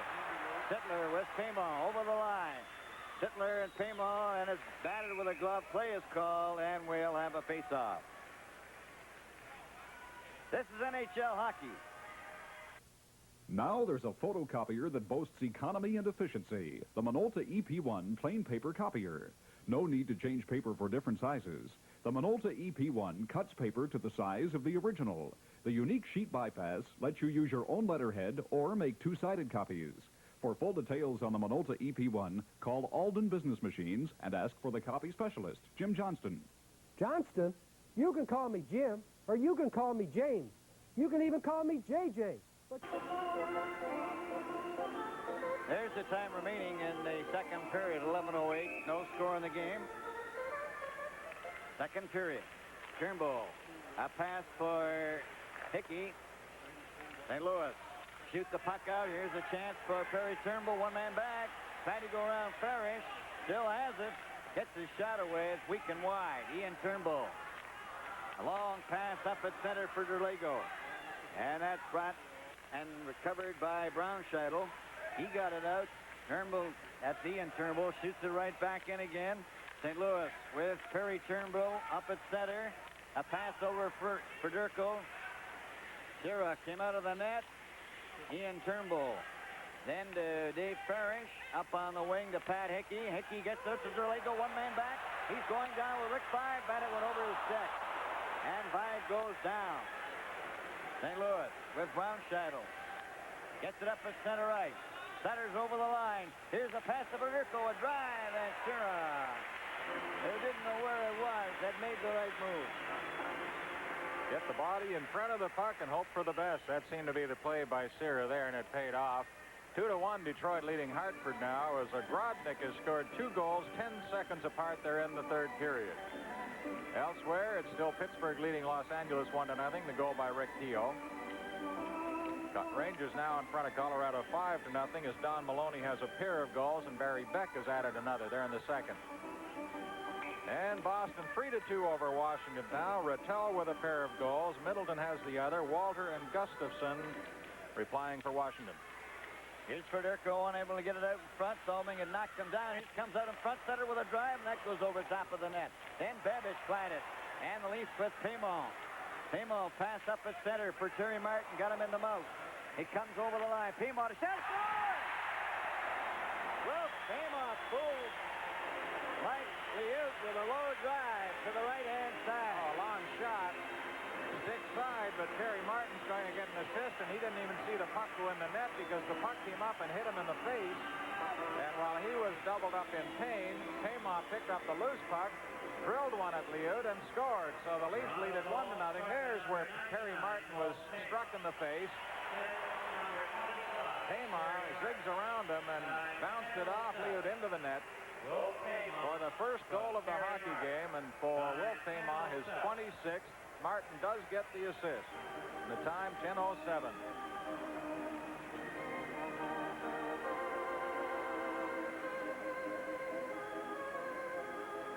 Boschman at center now with Saganak and Anderson on the wing. Patey along with Perry Turnbull. That's going to open things up. Two teams playing very tight. Now the Leafs with a 1-0 lead. A long pass for Rocky Saganak. Saganak takes his shot. He fired it wide. It's cleared in back of the net. Boschman goes after it. Boschman, as the Leafs start to carry the play a little bit. And St. Louis with Ryan Maxwell carrying it over to the far boards. Picked off there by Mike Crombeen. Crombeen's pass intercepted by Saganak. Gets it over to Anderson. Anderson shoots one. And Liut stopped that. Now it goes to Richard Mulhern, his shot. That's right in front. Liut's got it with his glove, and there's no further play. So the 26th goal by Paymal puts the Leafs in front, and elsewhere Edmonton leading Quebec 3-1 there in the second period now. Hamilton and Hunter with a pair for Edmonton, Goulet for Quebec. Montreal playing Minnesota tonight. The Canadians lead it on a goal by Steve Shutt in the second period.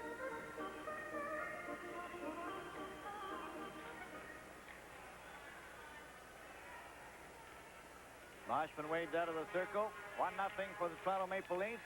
The puck comes back to the blue line. A screen shot. That's gloved by Liut. Liut electing to hang on to the puck a little longer now. Well, as long as he's outside that goal crease and doesn't go back in with the puck, there's no delay of game there. The puck comes back to the blue line. Here's a shot by Mulhern. Liut stops that, and he covers up again. He's putting on some pressure, leading by a score of 1-0. So coach Red Berenson decides to make one change anyway, sending out number 19, Blake Dunlop. He replaces number 21, Mike Zook. So it's Dunlop at center now for St. Louis. Boschman had the draw. Saganak couldn't control it. A clearing pass out at center. Boreas Salming broke that up. Now Braunscheitel will try his luck. His pass nowhere near his teammate Lepley. Salming's pass up for Rocky Saganak is going to length the ice. Liut will have to touch it because the two Leaf players are there first. Saganak. Then for Laurie Boschman. Boschman passed it right on a Braunscheitel stick. Goes over to Ed Kia. Kia number 17 gets it out to center ice. And we have Zook back out there again. And Mulhern is bumped by Chapman. They go to the boards, and that's where play ends. 8:27 to go in the second period. Toronto leading St. Louis 1-0. Bill, you know I love to hear from fans with collections of old photos and hockey memorabilia. And this photo comes from Dawson City, Yukon. The year is 1900. There they are playing on the outdoor ice surface up there. And about 5 years later, a team from Dawson traveled all the way to Ottawa to challenge for the Stanley Cup, and they were beaten 23-2 in one game, and that one Frank McGee scored a record 14 goals. Now the Leafs come out to center ice. Bill Derlego gets it up to Rick Five. He's over the line, took his shot wide of the net. Wrapped in back of the net, trying to get it out to Derlego. It goes into the corner, cleared back to the blue line, out to Dave Farish. Parrish trying to get it around to Hickey again. Finally, Ed Kia gets it up on the right side. St. Louis coming up to center right. Number 21, Mike Zook, shoots the puck in. Leftley goes after it. Parrish wrapped it off the board. Got by Zook. Now it's up to Derlego. Derlego tried to hit Pat Hickey. A long pass on the right wing. Over the line for Chapman. Chapman gets it back to Leftley. He took his head and scored! Leftley ties it up. Well, the Blues get a tie now here in the second period, shortly after the Leafs went ahead by 1, and Dave Burrows will feel badly on this one as he was headed out to the blue line just as the Blues were headed in, and Burrows had trouble recovering quickly enough. There's Leftley, who was once a 40-goal man for the Blues, has had trouble scoring in recent weeks, gets his 6th goal now at 12-17. Blair Chapman and number 16, Jack Brownchild. Chapman and Brownchild assist on the goal by Leftley. From Blair Chapman and Jack Brownchild. Time 12-17. So we have a 1-1 tie as Komodowski covered by Paymo. Paymo gets it back to Turnbull. There's his shot. That's wide.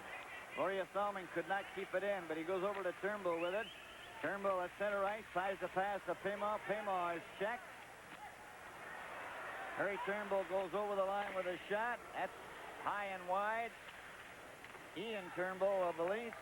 That's number 9. Perry Turnbull, and they go to the boards with Salming. Live from Maple Leaf Gardens in Toronto. Why don't we discuss it over a beer? You gotta have heart. You gotta have heart. Miles and miles and miles of heart. Miles of heart. If you're gonna brew a beer with great taste, there's only one place to start. Molson Light has got heart. It's got heart. Molson Light has got heart. Join the movement to light.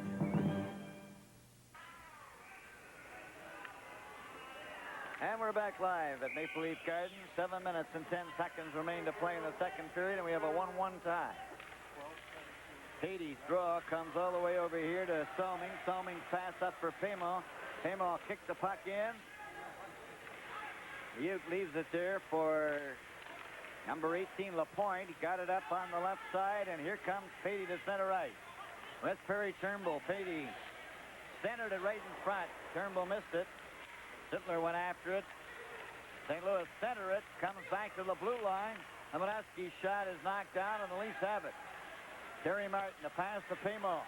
Paymo over for Darryl Sittler. Sittler with a backhand. And that was stopped by Liut. Paymo goes after it. Picked off by Salming.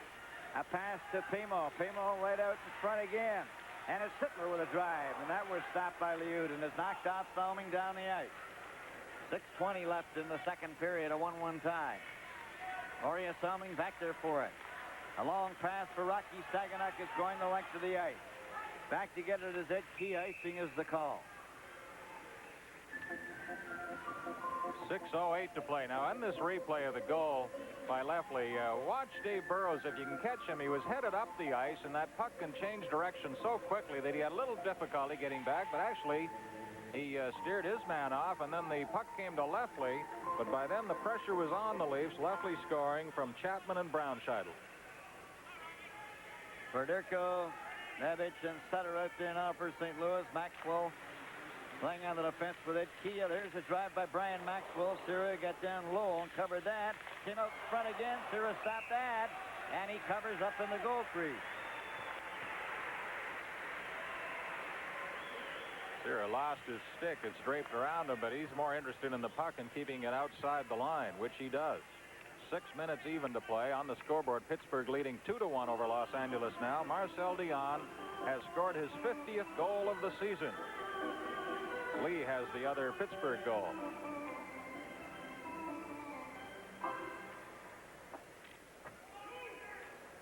All set to go. Zicki and Federico. Now then, Zicki's asked to leave, so Dan Maloney will take the face-off. Puck comes back to the blue line. That's Brian Maxwell's shot, deflected. Sura tried to cover Sutter. Here's quick for the Federico shot. Another try to score.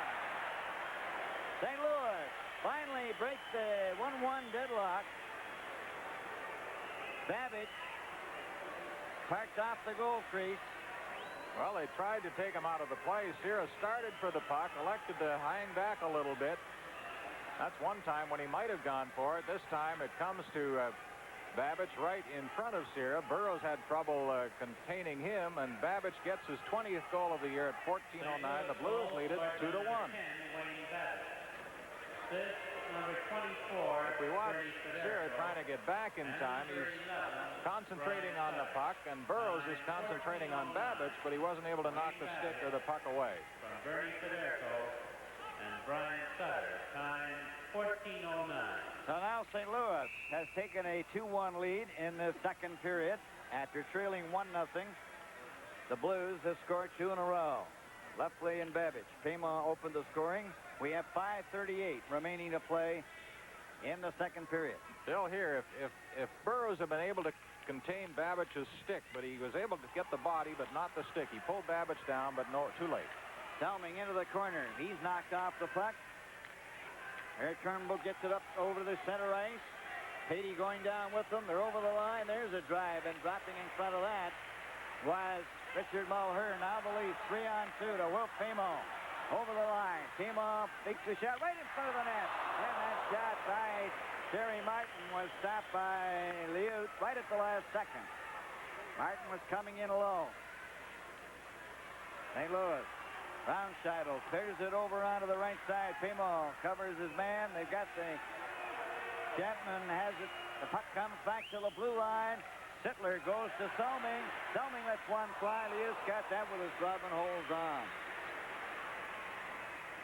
With 4 minutes, 50 seconds left in the second period to score, St. Louis 2 and Toronto 1. Are you ready for a new bathroom, kitchen, or laundry? Then come on into Plumbing Mart. You'll find a huge assortment of brand name products, all at value prices. Everything from basic designs to boutique. All the parts and accessories you'll need, and experts who can show you how to do it right. So whether you're replacing a worn washer or renovating an entire kitchen, laundry, or bathroom, let Plumbing Mart help you make it beautiful. Mike Zook from the Sioux with only 9 goals last year, but 20 goals and 54 points this year, squares off against Boschman. Boschman with Anderson and Saganek. Puck to Anderson, to Boschman. The puck goes loose, and it went off Farish into the crowd. Well, the Blues have all those #1 draft choices, and some of them are starting to produce now for the Blues. You know, and some of them really have come along well. Like you take Sutter there, he went 103 games over 2 seasons, scored only 13 goals, and last year in 77 games, he came up with 41 goals. Zook, another developing goal scorer. It's Ian Turnbull for Saganek, too far. And Komodowski trying to get it by Anderson. Komodowski goes after it again. The puck loose along the board. Ian Turnbull right on a Komodowski, stopped by Boschman. Anderson comes back to Turnbull, took a slap at it, comes over here to Saganek. Saganek is covered by Rick LaPointe. Then Anderson gets in ahead of him, and then the puck is finally grabbed off by Mike Zook. Over to Chuck Lefley. Lefley's pass at center ice. Turnbull broke that up. Anderson goes after it, and Chuck Lefley gets a hold of it and gets it back out to center ice. Clearing pass for Laurie Boschman. Goes back to Farish. Long shot. Liut left it there. Liut lost his stick. And so St. Louis just shoots the puck to center ice. Shot into the crowd by Richard Mulhern. Let's go downstairs now to Dave Hodge. In the second intermission, Rocky Saganek of the Maple Leafs, a film profile on Blues right winger Blair Chapman, and Bob Golden with highlights of his career. All right, David Saganek talking to referee Greg Medill now.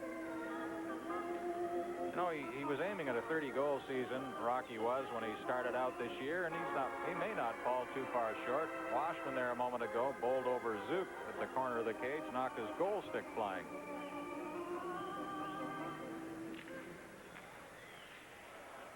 Puck goes over to Borja Salming. Salming up through center, a pass for Pamo. That's going over the red line. It's touched by Brian Maxwell. There's no icing on the play. Into the corner. A pass over to Ed Kia. Kia coming up at center. A long shot. That's off the board. Ready for Durko, and then Babic goes down as the puck goes over the glass into the crowd. 3:21 to play in the second period. 2-1, Blues leading. And looking ahead, next Monday, March 17th, a reminder again, it'll be Atlanta at Toronto for viewers in the Toronto-Hamilton area. On Wednesday, Winnipeg meets the Leafs here at Maple Leaf Gardens for Ontario viewers. Meanwhile, it'll be Buffalo at Vancouver for fans out west.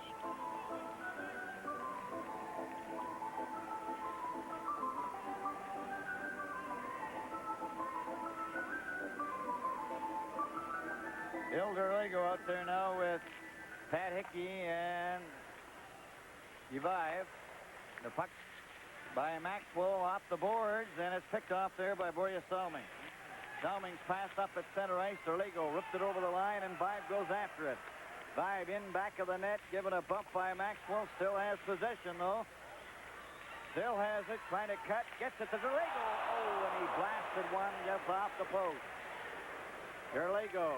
A pass for Ricky Vibe. Back to Borja Salming. There's his shot. And Liu stopped that. Fade back into the corner. Derlego back to the blue line. A shot. And that one carom wide. And it comes all the way down the ice. And Salming goes back for it. Babic after him. It's touched by Salming first. That's icing. Good shift by this Leaf line of Derlego, Vibe, and Hickey. And they're hearing the applause now as the puck comes back down the ice. Well, we're all looking forward to the big Dave Hodge roast in Milton, Ontario, Friday, March 21st. A lot of us going out there to make sure that Mr. Hodge is well roasted that night. There's a benefit game in the Westwood Arena this Friday night. Former NHL player Vic Hadfield will be there, and perhaps some of his former Ranger teammates. Rocky Saginack and Mike Kazicki will be the head table guests at the big Mississauga Sports Celebrities Dinner and Awards Night tomorrow night at the Airport Hilton Hotel. The Mississauga Athlete of the Year will be named.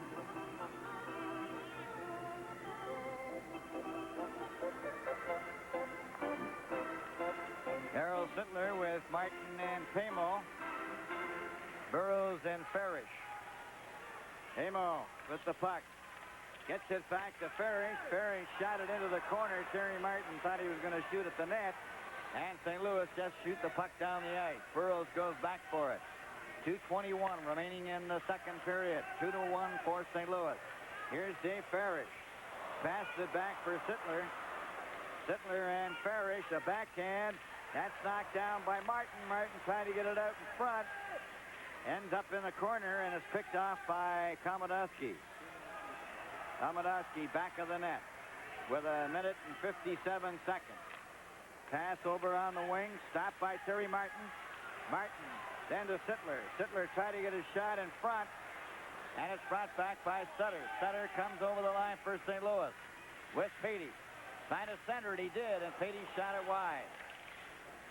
Pamo for Dave Farish. He's covered.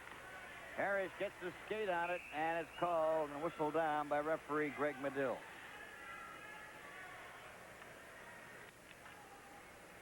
Blues got off to a slow start in this hockey game. Didn't have a shot on goal in the first 7 minutes. Now they lead 2-1. Their record is presently .500. The Blues have finished the season with a .500 or better record only once in their last 8 years.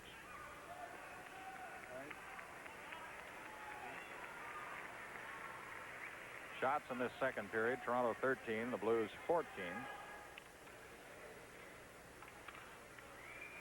The Blues with only one victory here on Gardens Ice in 7 seasons. Terry Martin is replaced by Pat Hickey. Puck at the blue line. Kia kept it in. Now the Leafs get it out. As Sittler is watched and is shot by Kia back in as he and Pamo started to trade elbows. Now a long pass by Burroughs up the center ice. Shot by St. Louis back to the Leaf blue line. Now then Patey gets over the line. Patey was checked by Farish. Farish off the boards for Sittler. Ed Kia goes back for it. Kia shoots it along the boards. Less than a minute ago in the second period.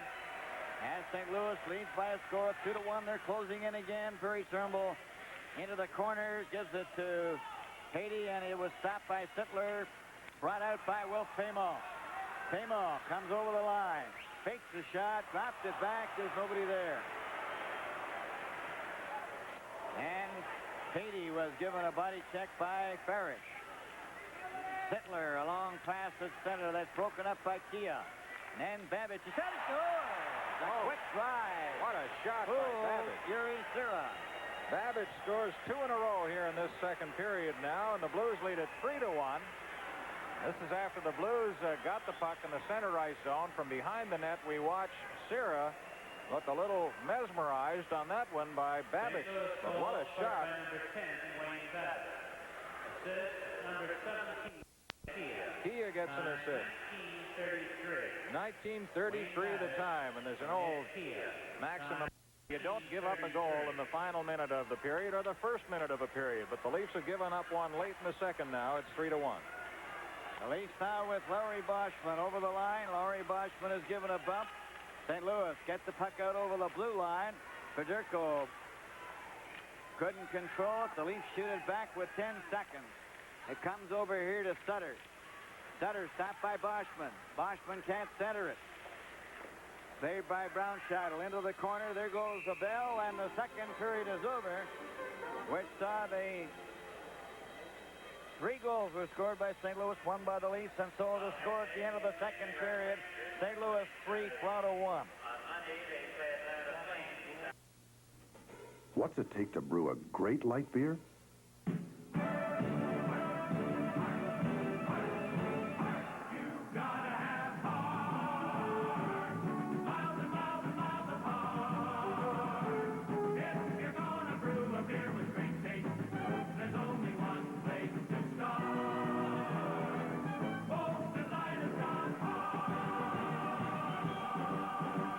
Join the movement to light.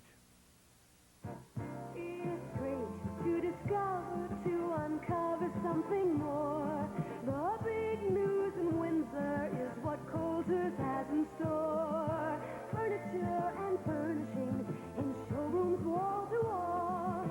You could spend a week at Coulter's and never see it all. Discover Coulter's, a world of furniture. This is what I call total performance. 1980 Dodge 024. Test drive Dodge Total Performance. 024 looks sporty, feels sporty, with sports car features and proven front-wheel drive. A real performance car, and it's real easy on gas. Test drive Dodge 024 and check it out yourself. Test drive Dodge Total Performance. Put Dodge to the test, don't settle for less.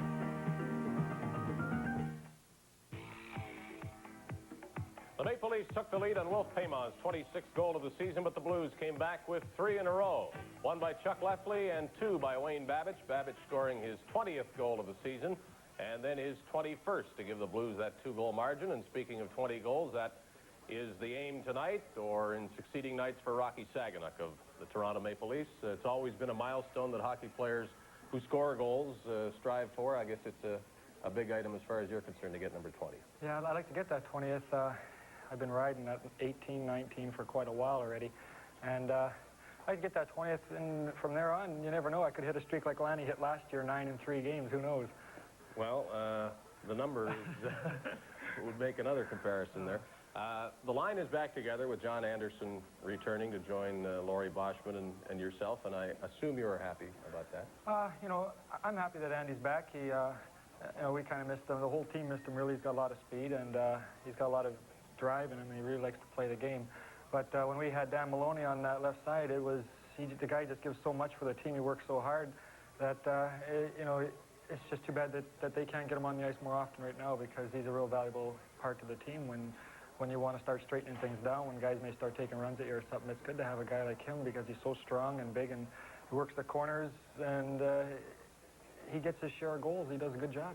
When the line was put together, it clicked right away. Now you've had a chance to play pretty well a whole season as a unit. How much more familiar are you now with those players? And are you doing things differently than when you were first put together? Well, Not really. I think what we're doing better now is coming out of our zone. When we first got together, we were really trying to get out too quick, and a couple of us were always getting caught trying to come out. But now we're coming out more like a unit, and we know where each other are. We practice it more in practices. But we're still young, and we make a lot of mistakes out there. But luckily enough, we have some speed to fix things up when we do get caught. But all we're hoping for is that we stay around for years to come on the team, and that our line can stay together, because we've had so many chances this year. Just even today, we had some good chances to put the puck in the net, and we just couldn't seem to put it in. But years from now, when we see it a little more, who knows, we could have 40 goal scorers in all of us in maybe 3 years or so. Not only is the line back together with Anderson's return, but this team looks stable now with the trading deadline passed and no more changes made. Do you get a feeling of settling influence on the team now that that has happened, and you know that you're going to be together for the rest of the way?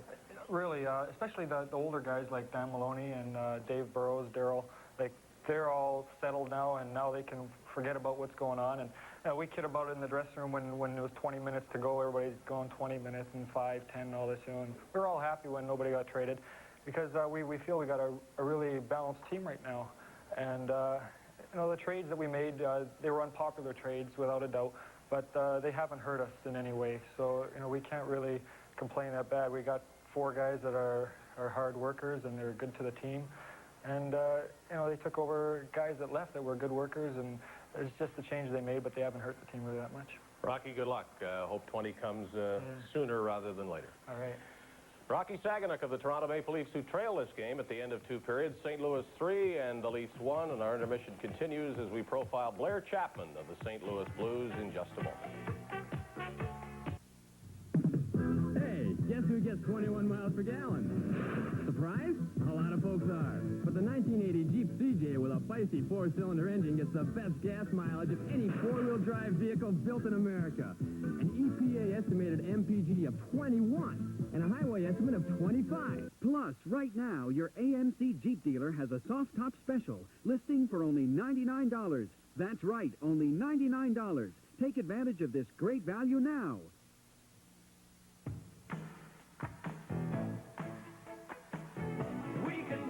Canadian Tire's been in this business for 50 years. We know cars, and our service centers prove it. We have up-to-date equipment, a huge in-store parts department, and highly qualified mechanics. We can handle anything from mufflers to an engine transplant. And our guarantee is good at over 300 Canadian Tire's service centers across Canada. We can do it. It's for people like you. Canadian Tire. Home, home, home is the place for me. It's the place I want to be, and the people I want to see. At A.E. LePage, we know how much home means. We've been in real estate across Canada for nearly 70 years. If you're buying or selling your home, talk with us. A.E. LePage. We'll help make it easy. Home. When talking of trades this season, one very good one for the St. Louis Blues, the acquisition of Blair Chapman from the Pittsburgh Penguins. He's hit that 20-goal mark, and we will find out more about him now.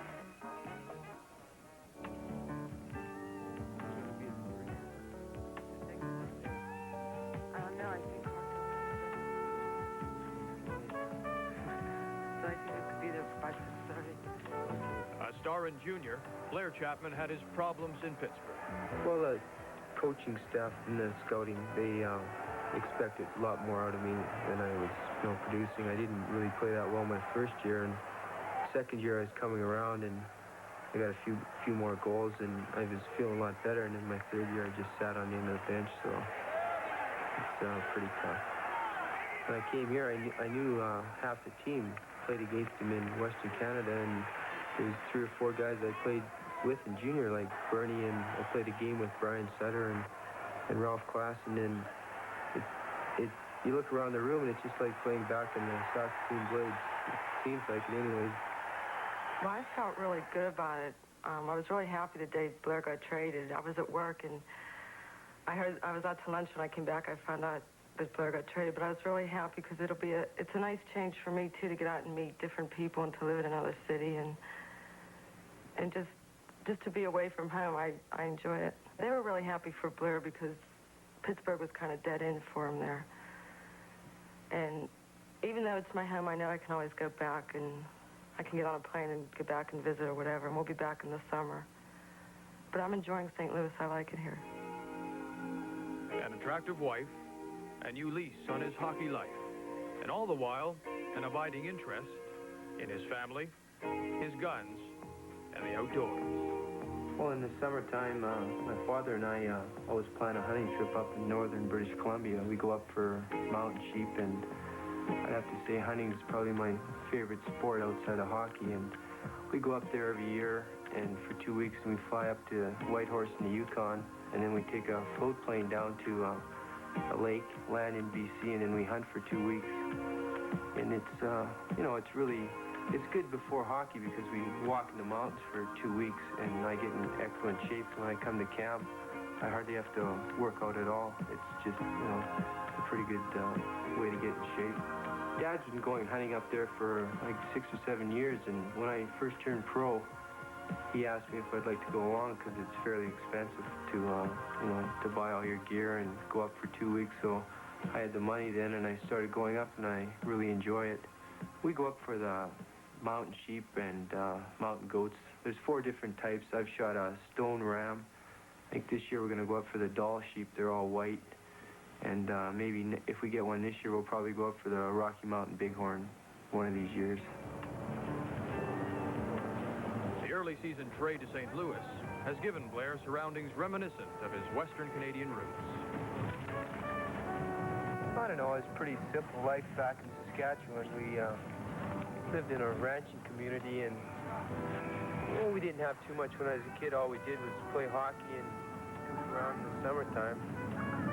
It was, I don't know, it was a lot of fun when I was a kid there, and it was a big change moving back when I was 11 to British Columbia because it was a bigger city, and I didn't like it for the first couple of years, but the hockey was better, and we got into organized hockey, and it was, you know, it was a lot better caliber than back in the prairies. Yeah, Patty, just like this back in Saskatoon. You really enjoy it there. I miss the hills, though. Yeah, well, lots of hills in BC. Get them in the summertime, too.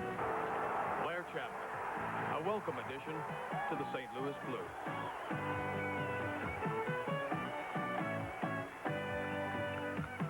For much of this season, Blair Chapman has played on the big St. Louis line with Bernie Federko and Brian Sutter. We see Wayne Babich back in that spot tonight, and Babich has a pair of goals. Chapman has an assist as St. Louis leads by 3-1, and we'll check Bob Goldham's highlights on the second period of play as our intermission returns in just a moment.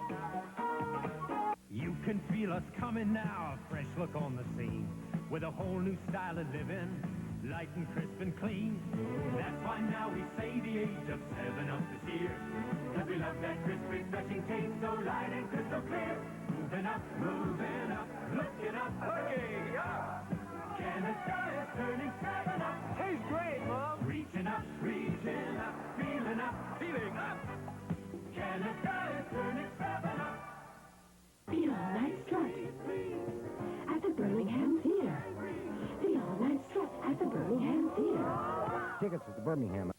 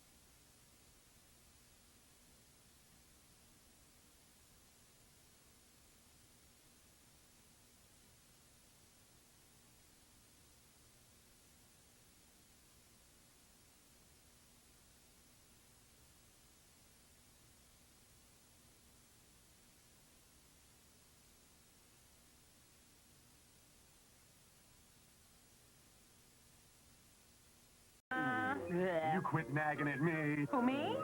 Look, we've had this argument all the time, and that's it. This argument. Wait a second. Where do you think you're going?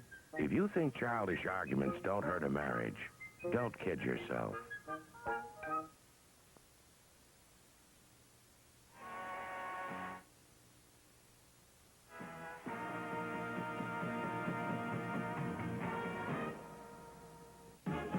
Your kind of car, a new Plymouth is.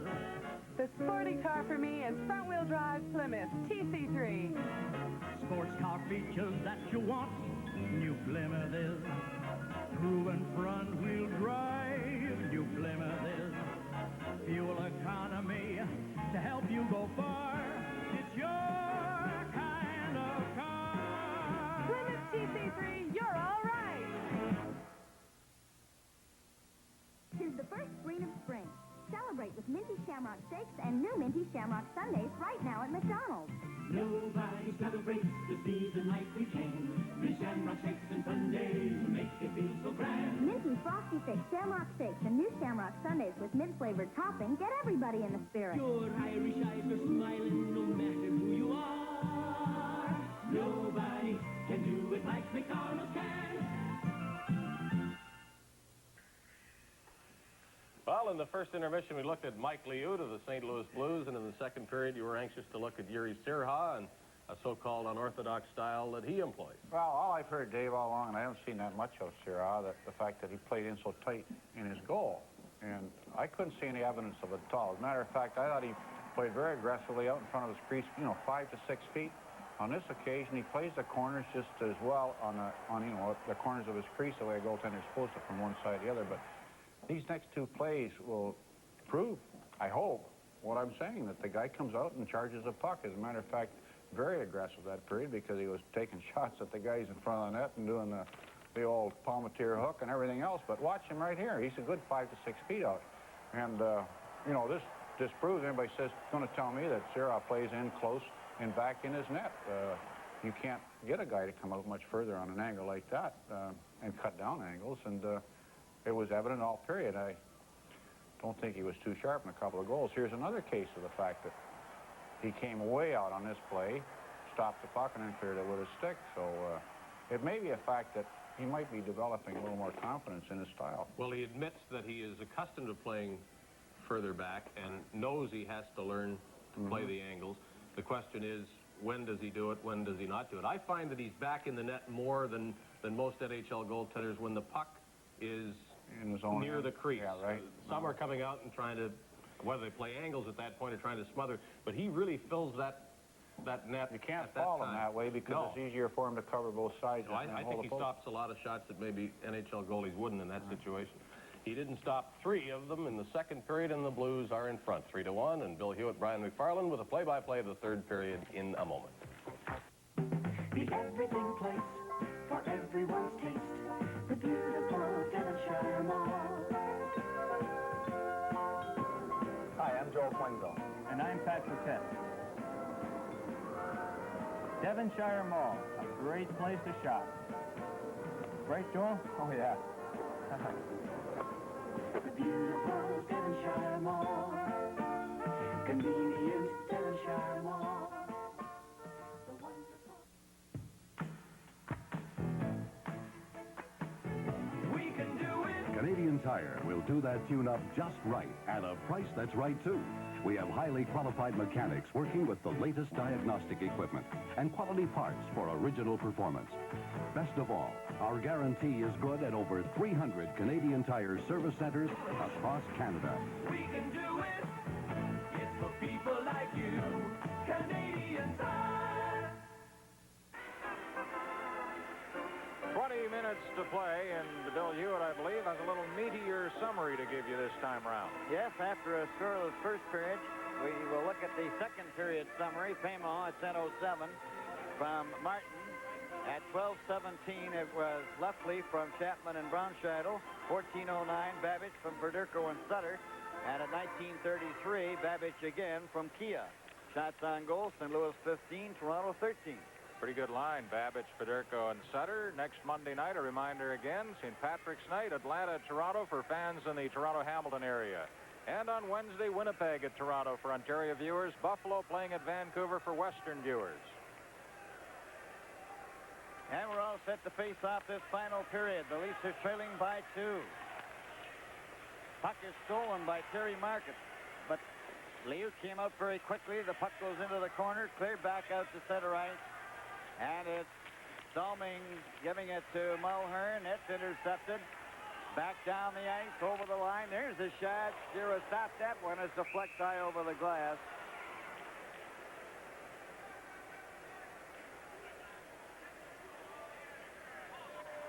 On Sunday, March 23rd, 8 p.m., it'll be Montreal, Toronto Old-Timers in action here at Maple Leaf Gardens for Toronto, Hamilton viewers only.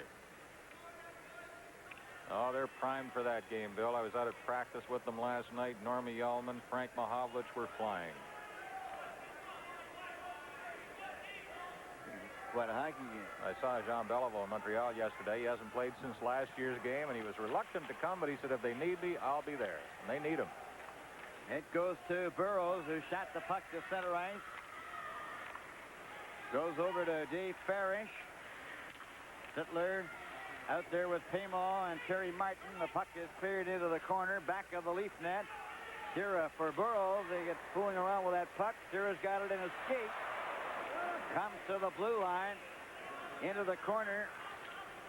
Puck picked up by Larry Patey. Patey back of the net.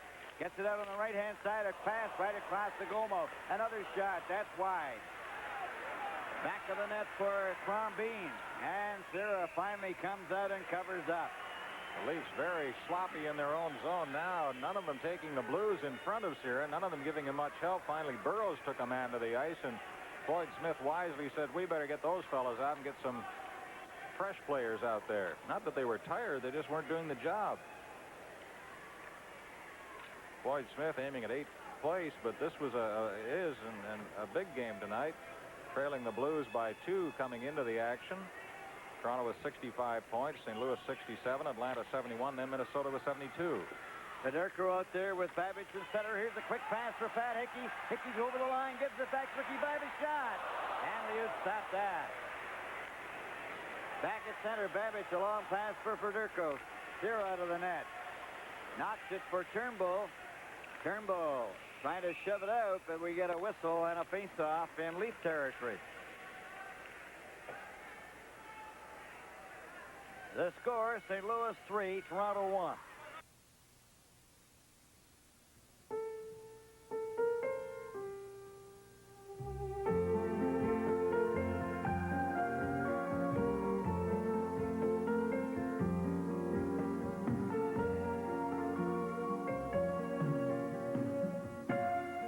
It takes calm, unhurried patience to brew Bradol, so take the time to appreciate it.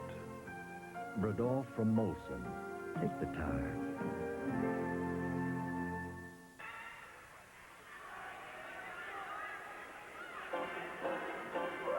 And we're all set to go now. St. Louis leading by a score of 3-1. Puck comes back to the blue line. Ends up right in front of the net. Turnbull goes over to Pat Hickey. He and Derlego coming up to center ice. Over the line, pass for Derlego, and he was going the other way. Federico passed it right in front, and a shot by Rick Bive was wide of the net. St. Louis with Bernie Federico coming up to center ice. Up over the line, a drop pass to Babbage. Babbage then loses the puck. Hickey gets it out. It's knocked back into St. Louis territory. Rick Lapointe bumped by Bive. The puck goes to the corner. Derley goes after it. Took his man out. But Sutter has the puck. Sutter over to Babbage. Babbage to St. Louis coming through center ice. A long shot. Sierra steered that off to the side. A long pass out and down the ice. It's grabbed off by Ed Kia. Kia shoots the puck in. Slides over to the far side. The Leafs just elect to shoot it out. They're trailing by 2. Kia goes back for the puck. Shot it over onto the left wing, and a pass out at center ice. Stopped by John Anderson. The pass over on the wing, and then shot back into St. Louis territory, where Liut knocks it into the corner. Seemed to fan on it. The puck goes to Brian Maxwell. Maxwell gets it up to the blue line. And down ice comes Mike Zook. Gets over the line. Leafs break that up. Shoot it back out to center ice and Kia. A pass. St. Louis just drives the puck in. And Dave Parrish tried to get it out. Maxwell keeps it in. St. Louis trying to set up a play in front of the net. There's a backhand, and that went over Sears' shoulder. Anderson watched by Zook. Zook is given a bump. That's Chapman after the puck. And Parrish into the corner as the St. Louis Blues are really forechecking the Leafs in their own zone. Dave Burrows unable to get the puck out. Here's a pass right in front for Zook again. Zook tried to relay it. And the Leafs with a pass up for Anderson. Anderson, stick handling to the blue line and over. Ed Kia skates them off. Washman tried to get the puck. It's loose. And St. Louis have possession. Patty takes a long shot. And that goes in back of the net. Back up for the Leafs. Up to center ice. That's intercepted by Crombeen. Then Salming took the puck. And he hit Lefley. Lefley gets over the line. Here's three of them. And they try to get Petey in front of the net. And that one ends up back of the goal. Richard Mulhern up for Terry Martin. That's stopped by Rick LaPointe. Then Mulhern tries to get it again. Petey then lets one fly, and that's wide. And St. Louis all over the Leafs. The puck is shot down the ice by the Terry Turnbull of the Blues. Cleared off the boards to the blue line past Salming. And Ian Turnbull goes back. Ian Turnbull unable to get out. Now then Salming as the fans get a little restless. Terry Martin to Darryl Sittler. Sittler coming to center and he falls. Back for St. Louis. Stopped by Sittler. Sittler rolled it back over the line. Lefleur. Lefley got the puck into the corner. Now it's the Leaf player being knocked down. Terry Martin, that went by Paymall. And it's brought back up by St. Louis to center. Over the line. Petey got it over onto the wing to Turnbull. Shot it out in front. And it's back with a pass to Sittler. Sittler's too well covered by Ed Kia. They go to the board. Now it's St. Louis coming back. Up to center ice. And being knocked down was number 16, Jack Brownschattle. Ian Turnbull back of the net. Turnbull a long pass up to center ice. Leafs trying to get away. Vivas hooked and knocked down. Here's a backhand by Derligo, and that's wide. There's going to be a penalty here when play is called to the St. Louis Blues. This is NHL Hockey Live from Maple Leaf Gardens in Toronto. At Essex Farmers Ford, it's incredible. It's incredible how Essex Farmers Ford has been a top Ford dealership since 1926. And right now's the time for you to find out why. Visit the boys at Essex Farmers Ford and make a deal for his 79 model in stock or the 1980 Fords which have just arrived. Visit Essex Farmers Ford at the tracks in Essex today, and you too will say, it's incredible. When you get a car from us, we make a fuss over you. Well, there's no question that Ed Kia was caught flagrantly hooking Ricky Vive here. You can see it on the replay. The time 5:55. Blues will try to stay out of the penalty box despite their excellent penalty killing record. 14:05 remaining in the game. St. Louis 3, Toronto 1. That's Kazicki trying to get it out in front. Cleared by Rick LaPointe down the ice. Ralph Klassen out on the forward line along with Hartman Monahan to kill off this penalty. Vive gives it to Derligo. Derligo comes up with a long shot off the board. And it's grabbed by Mike Liut, and he held it for a faceoff. Gives us a chance to check the scoreboard here with 13:42 on the clock. The Blues leading by 2. It's 3-1 here. Rangers have defeated Colorado 6-0. That's the final now. Don Maloney leading the way with a pair of goals. Phil Esposito also scored. The Rangers will meet the Leafs here on Saturday night. Well, now we have Sittler, Dan Maloney, and Pimo, along with Derligo and Solming.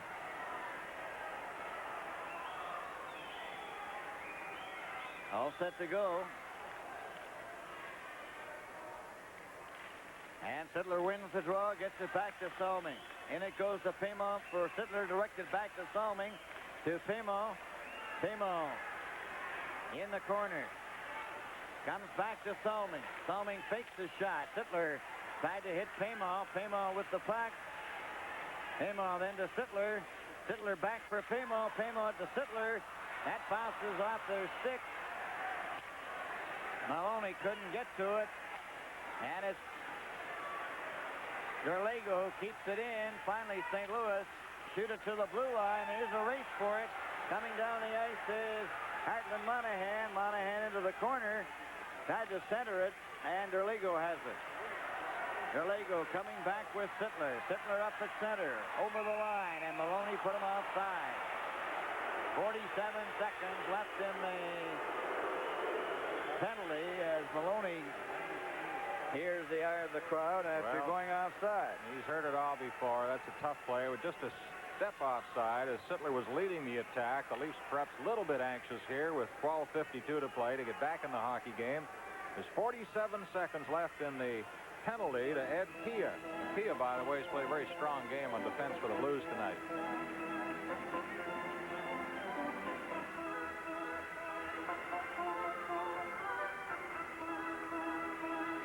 .47 seconds left in the penalty to Ed Kia. Sittler, Maloney, Pimo, Derligo, and Solming. Solming, a pass over to Derligo. Shot it over for Pimo. Pimo couldn't reach it. Ryan Maxwell is knocked off the puck. Sittler tries to center it. Fights for it. It's chopped to the blue line and out. And Derligo goes to Solming, back to Derligo. Derligo back to Solming, over to Maloney. Maloney over on the right side to Pimo. Pimo closing in. A pass to Solming. Solming takes his shot right on. Liut makes the save. Knocked it off to the side. Brian Maxwell shoots it down the ice. Dira had to stop that. 5 seconds left in the penalty. 12:08 remaining in the game. Here's Derligo again over the line. Derligo cuts into the corner, goes in back of the net, centered it, and Rocky Saginaw just missed it. Brought back by number 10, Babbage. That's to St. Louis a drive. Sierra doesn't know where it is, but he got a piece of it and flips that one into the crowd. And they're going to give the Leaf player a penalty.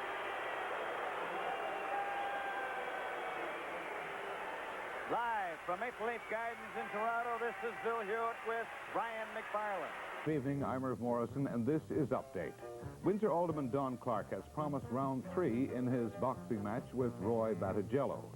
City welfare officials say there's no need for laid-off auto workers to leave their wives in order for the family to qualify for social assistance. And it's been disclosed the UN commission investigating the Shah did manage to meet some of the American hostages. Details on the National at 11, Nightbeat at 11:25.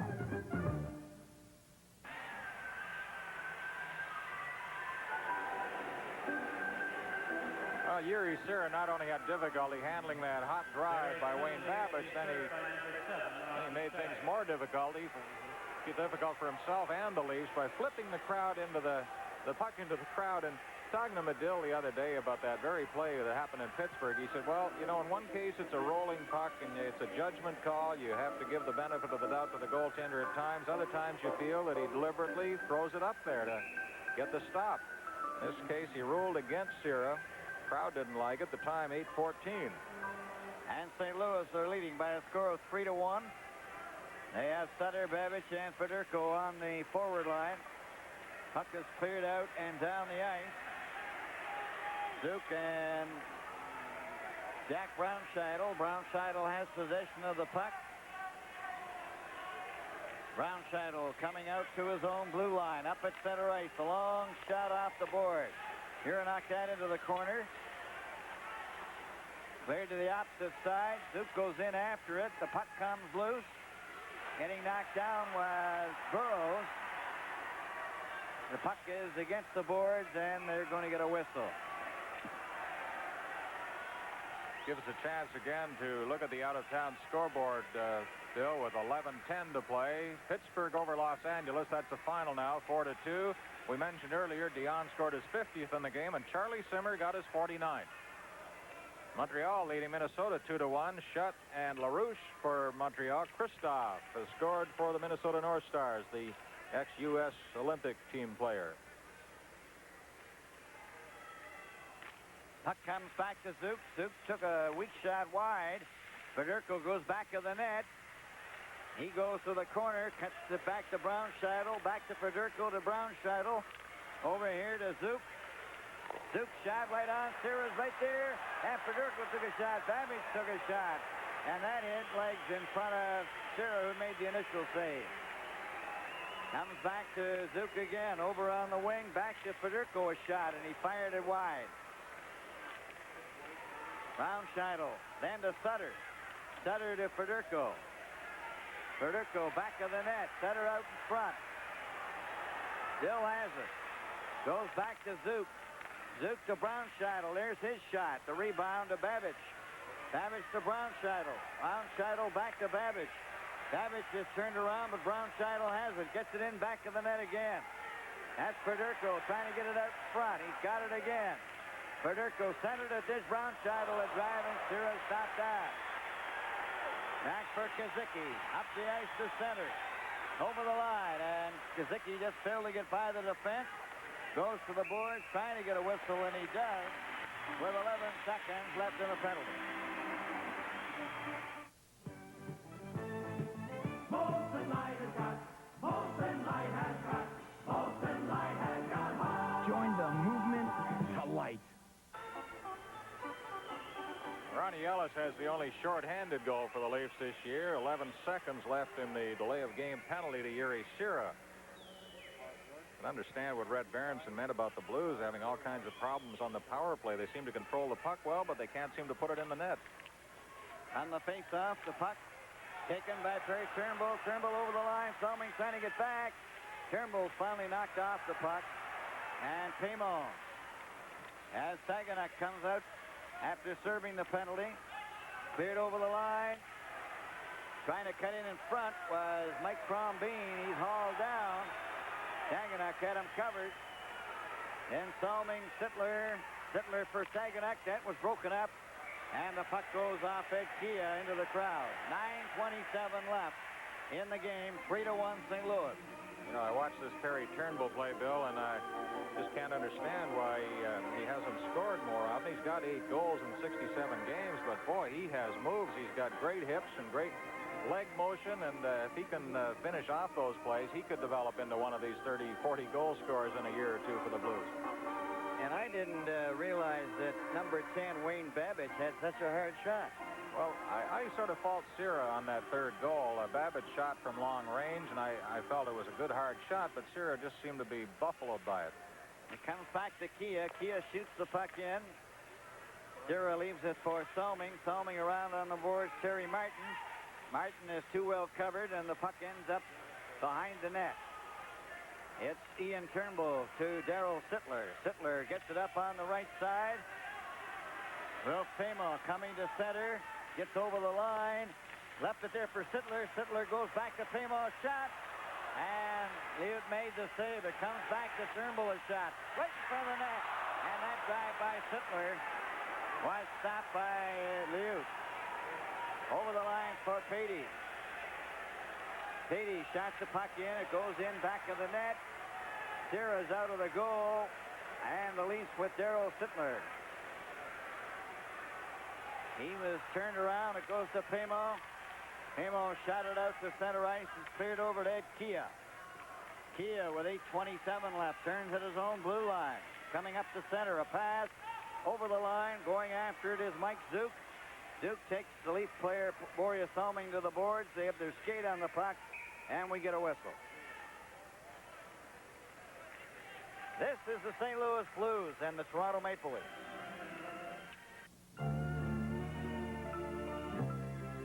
The Lighting Boutique has the price and selection waiting for you. The Lighting Boutique has a wide selection of crystal chandeliers and the very latest in chandelier design. Lighting for the living room and the bedrooms. And lighting for every room in the house. Visit Ray Patel and his staff for expert advice on quality and price. The Lighting Boutique, 4072 Walker Road at Old Highway 2. For lighting you can't be without. And there's the fourth timer here at Maple Leaf Gardens. The time to play, 8:14. St. Louis leading by a score of 3-1. And what's cleared by Dave Parrish. Out and down the ice. Pat Hickey races after it. The point goes back. Liu just shot it into the corner. Shot and a drive by Derligo was just wide. Back to the blue line, a shot. Knocked down. Here's Hickey with a backhand. And that went high. As the Leafs start to come on a little bit. The puck goes to LaPointe. LaPointe over on the far board. Slides out to center right. Rick 5 to Dave Parrish. Right out of Komodowski's stick. Cleared the rest away in by Chuck Lefley, number 25. Leafs in their own zone. That's Zook again. Only to have it taken away by Derligo. Derligo up to Hickey. Hickey shakes the long shot into the corner. Yep. Liu had it bumped over his goal stick. Comes to the far board. Thoming keeps the puck in. It goes into the corner. Passed out in front. And it's broken up and brought back by Blair Chapman. Chapman, number 14. Sends Chuck Lefley over the line. He's hooked and jumped. No penalty on the play. A pass out over the line. Leafs very fortunate on that one. Now it's Wayne Babbage.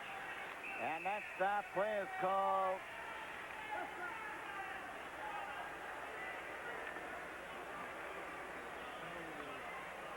With the score, St. Louis 3 and Toronto 1. Our telecast returns in a moment. Have you ever seen a 300-year-old 14-foot saguaro cactus? Come to Colasante's Tropical Paradise, all under 2.5 acres of glass blue. Colasante's is not only a retail plant outlet, but a place to see things and do things. Rare exotic birds, cuddly animals to pet, a refreshment area to relax in. All this and southwestern Ontario's largest variety of indoor cactus and tropical plants. Open 7 days a week, only 28 miles from downtown Windsor. Take Highway 3 out of Windsor.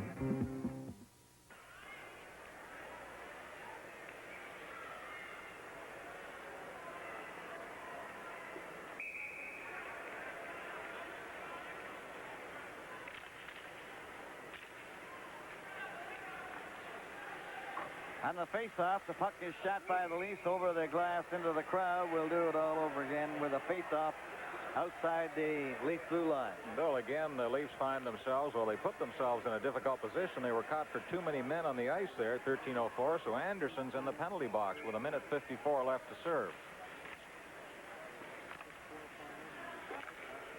Now the puck is cleared by St. Louis. Zura stops that, gives it to Thoming. Thoming trying to get the puck out. Blake Dunlop, number 19. There's Fedorko just flipping one by the corner. Bernie Fedorko gets it back to the blue line again. St. Louis have the 3-1 lead. Threatening again. A shot off Thoming goes all the way out to center ice. Dunlop has the number 19. Brownscheitel over on the wing to Sutter. Brownscheitel follows up. Brownscheitel then goes to the side into the corner. Sent back. Brownscheitel has it. Goes over to the far board. There's a drive right in front. Sutter comes up and grabs that with his left hand. And even 6 minutes to play in the hockey game. Blues in front 3-1. And a reminder to stay tuned for overtime right after the hockey game with our guest tonight, St. Louis Blues head coach Red Berenson. Took over this club in December, has done a fine job. And for British Columbia viewers, stay tuned for NewsHour immediately following the hockey game. Oh, my gosh. Well, we're not going to show you that. We got a streaker on the ice. Well, something new at Maple Leaf Gardens. And the police are out there to cover them up. Well, you saw the end of it, folks, if you don't mind me using that word. a streaker jumped onto the ice and stunned everybody. Well, not quite everybody. Well, there's a first for the Gardens, Bill. I bet Yes, you've never seen anything never like that. since I've been coming here in 36 have I ever seen that. I've seen the octopus, the fish, but never that. You better write that down. There's sustained action. One for the book. Oh, my goodness. The crowd is really buzzing here, folks, with 5:55 to play. There was no reaction to that for the They were stunned. longest time. The puck is cleared out and down the ice. And going back to get it, St. Louis that's Brownscheitel back of the net with 5:45 left. Gets it over onto the wing, and that's Mike Zook. Coming to center ice. Gets over the line. Makes his play, trying to get a shot. And Solming drives it down the ice. Going back to get it is Brownscheitel again. Comes over here on the right side. Brought up by Blair Chapman. He's stopped by Sittler. Goes over to Turnbull. Turnbull, a long pass for Sittler. Sittler's going in alone. There he shoots. And he shot it wide. From point-blank range. And that's about the third chance that Sittler's had in this hockey game tonight. Just can't find the range. Yuri Sira shoots it off the board. Sittler goes after it. Kept in there, though, by Rick Lapointe. Shot off the boards for Sittler again. That's stopped. 4:48 to go. Pass on the left wing over the line. And Ferry stepped into his check. Ferry ran into Terry Turnbull. Terry Turnbull took exception to the body check. And Ian Turnbull trying very hard not to be third man in here as the linesmen move in to break it up. It was a pretty good, honest check by Farish. But Turnbull didn't seem to think so. Now Anderson's restraining one of the Blues. Sittler's there as well. What a frustrating night for Sittler. Held pointless here tonight. He's scored at least 1 point in his last 6 games and has scored more points over the second half than any other player in the league except Wayne Gretzky, going for this 35th goal for the 7th consecutive year. But everything's gone sour for Sittler tonight. There's Turnbull now. Let's take a look at it here on the replay. Turnbull with the puck now. Farish gets shoulder into him, little hip into him. Tremendous body check.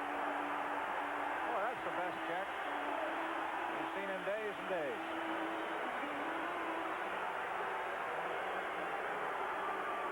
With 4 minutes and 39 seconds left in the game, the score is St. Louis 3, Toronto 1.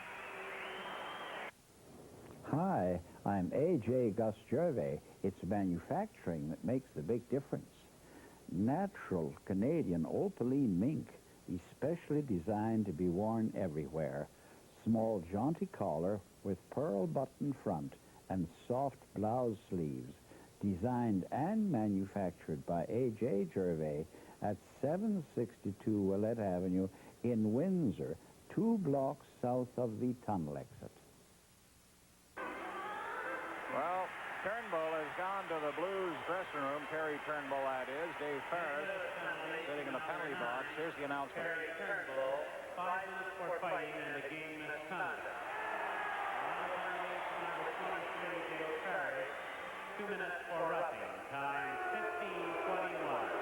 15:21. Ferris gets a minor penalty for roughing. Turnbull gets 5 minutes for fighting and a game misconduct. Pretty good call, I'd say, by the referee. Ferris handed out a devastating but clean body check on Turnbull. I think more significant, Brian, is the fact that the last 3 minutes, the St. Louis Blues will not be allowed substitution if goals are scored. And he's got a 5-minute penalty, so there's only 4:39 left, which means they'll have to play the remainder of the game shorthanded, regardless. Well, they're number 1 in the league playing shorthanded, but still, that was a foolish move by Turnbull to put his team in jeopardy at this stage when they have a 2-goal lead, and now they're giving the Leafs a chance to come back as late as it is with 4:39 to play. And the streaker's going to miss it all because they've hustled him off to the cooler. He was cool enough out there. The last 2 minutes, 39 seconds. The Leafs will have a man advantage, trailing by 2. St. Louis 3, Toronto 1, and we'll see what happens. They're now playing 5-a-side. The puck goes from Burroughs. Back it comes to Ian Turnbull. Turnbull goes over to Wilf Paymo. Paymo to Sittler. Sittler goes straight down the ice, over the line. Left it there for Burroughs. Burroughs got his shot wide of the net. Turnbull moves up. Dumps it into Paymo. Paymo trying to get it out front. Intercepted there by Rick LaPointe, who gets it over onto the right wing. And it's St. Louis with Larry Patey's pass intercepted, but he gets it back again. Over the line for Rick LaPointe. Turnbull takes him off to the side. A shot knocked down by Turnbull. Turnbull goes for Burroughs over his stick, but he recovers off the boards. A long pass for Sittler. Sittler closes in with a shot. And Liut made the save on that. Larry Patey coming up to center ice. Shot the puck in. Now it's back for Dave Burroughs. The puck is shot into the corner. 3:36 remaining in the game as Ed Kia now comes out with the puck number 17 to his own blue line up at center ice. He knocked it over the line for Fedorko, and the Leafs break it up. A long pass for Mike Kazicki. The puck is still loose. Kia finally gets it back of the net. Braunscheidel being watched by John Anderson. Anderson propped him up against the boards. Bernie Fedorko to Ed Kia. Kia comes up slowly to his own blue line. Up at center. Passes it over the line. That's broken up. And the Leafs have it. John Anderson coming to center ice. Watched by Fedorko. Clears it over the line for Salming. Then it's Anderson. Anderson is grabbed by Kia, knocked down. Puck is shot down the ice. 1 second left, and now the Leafs will have a man advantage for the next 2 minutes. Puck is back of the net. We have 2:28 over the line. There's a drive, and Panicki drove it wide. Paymo wraps it for Sittler. That's broken up, goes back of the net. Cleared to the blue line, but not out. Mitchell Mulhern kicks it for Pat Hickey. Hickey back of the net. Into the corner for Daryl Sittler. Sittler hits score! Now the Leafs are coming back with 2:07 to play. Sittler with that spinning move around the net and tucking it into the far corner as the Leafs kept the pressure on. Pretty goal by Sittler. Liu right through the legs as he got there too late to block off the opening. And it's 3-2 as Sittler keeps the consecutive streak alive, gets his 35th goal. That's the 7th consecutive year he's scored 35 goals. Pat Hickey gets an assist, and Mulhern gets an assist. Watch it again from closer in, right through the legs of Mike Liu. Into the far corner of the net, and it's 3-2. And what a costly penalty that could turn out to be to Harry Turnbull of the Blues late in the game. If the Leafs can keep it up and get the tie.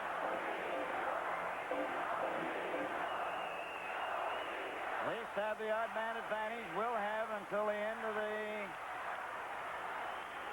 game, unless they run into a penalty. They have the man advantage now with 1:59 left. Anderson couldn't get out. Now then Salming gives it to Derlego. Derlego, a long pass up at center. That ends up on Combean's stick. Then it goes over to Rocky Saganuk. Saganuk gets over center, flips the puck into the corner. The Leafs race in after it. They have the man, and the puck is shot into the crowd. Minute 1:36 to play as it's souvenir time in the stands.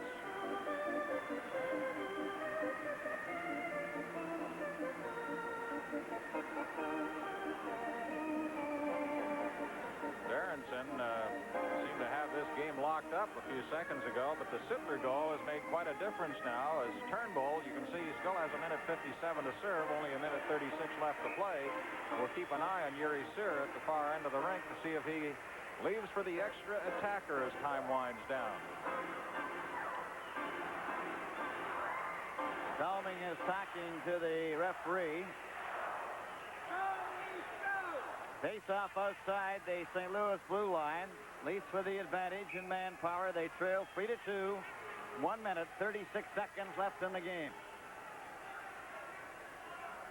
Now then, Sittler has to go back and make sure Yuri Cyr understands what he wants him to do, or what the instructions are from the bench. All set to go for the face-off. It's Sittler out there with Hickey and with Pamo. The puck is knocked up to center ice. Salming moves over the red line, drives it right back in again. Liut made the save, and St. Louis shoots the puck down the ice. 1:23 left.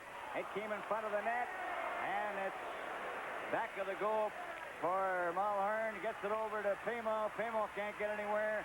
Salming with a pass up to Hickey. Hickey rolls it in. Liut trying to get it out. Couldn't. Sira heading for the bench as the puck comes out to center ice. Salming goes over on the right side of John Anderson. Less than a minute to go. The Leafs with 6 attackers. They have an extra man advantage. Sittler shot it into Anderson. Anderson with 50 seconds. Goes back to Mulhern. Here's a shot. That's deflected right onto Liut. And then Salming gets it. It's cleared off to the wing. St. Louis finally roll it out and down the ice. Mulhern comes back with a pass for Salming. A long shot. The Leafs pour in all 6 of them. Liut trying to get it out. Got it to the blue line and did get it out. 25 seconds. Leafs trying to get onside. They do. They shoot it in. Liut got it again. Off the board. Stopped by Pat Hickey. His pass in front. That shot down the ice with 13 seconds left. Mulhern, a pass up for Hickey. And he couldn't get it by, as the Leafs had a 3-on-1. That shot wide of the net. We have 2 seconds left. 1, the bell goes. And the St. Louis Blues hang on to defeat the Toronto Maple Leafs by a score of 3-2. In a hectic finish. There's one big reason why they were able to hang on. Mike Liut, as cool as a cucumber in there, clearing the puck very well in the final seconds, trying to get it down the ice, and the Blues are able to squeeze out their 3-2 win. And so the final score was St. Louis 3 and Toronto 2 in a moment. The Molson 3-star selections. Clear the shop. I want some pop. Look at all the flavors.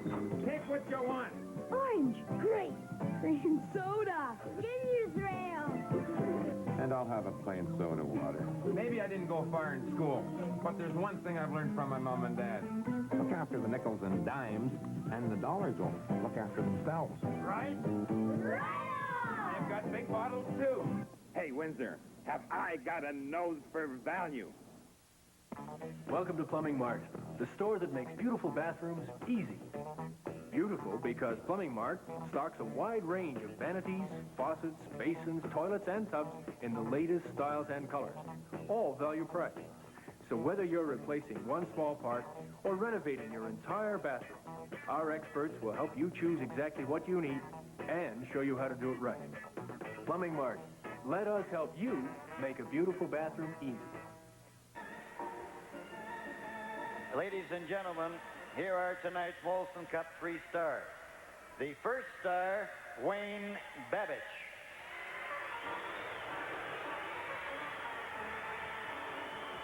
Second star, Wilf Pamo. Third star, Mike Liut.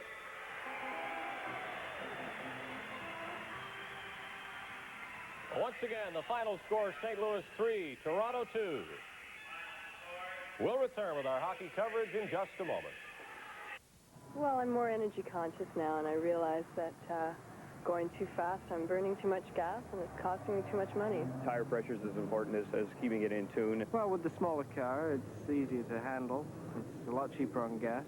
I do save myself some money if I slow down a little. But I like going down west, so it's more relaxing. I get to read the paper, and by the time I get to the office, I feel better, actually. I'll slow down, take it a little easier now. Try life with less gasoline. You just might enjoy it more. Hi, Daddy. This is Mummy. Oh, this cold. Did you get the ASA? Dristan. Dristan? With the ASA? Dristan, look. Dristan has something for sniffles, something for congestion, and ASA for headache and fever, too. Dristan's 3 cold medicines in one. You don't need to take another thing. Mummy's better today. That's Dristan. Has a lot going for you. You said it. Well, it's the time of year to get those golf clubs out and start practicing for the summer ahead. During the month of March on Sports Scene, Saturday nights here on TV9, we'll be bringing you a series of pre-season golf tips. This year, Bob Panasiuk of the Panasiuk School of Golf out at Hideaway Golf Course will be working with individual golfers such as the one you see here, and you'll be able to see their progress through the weeks and the lessons. That's Saturday nights at 7:30 here on TV9 on Sports Scene.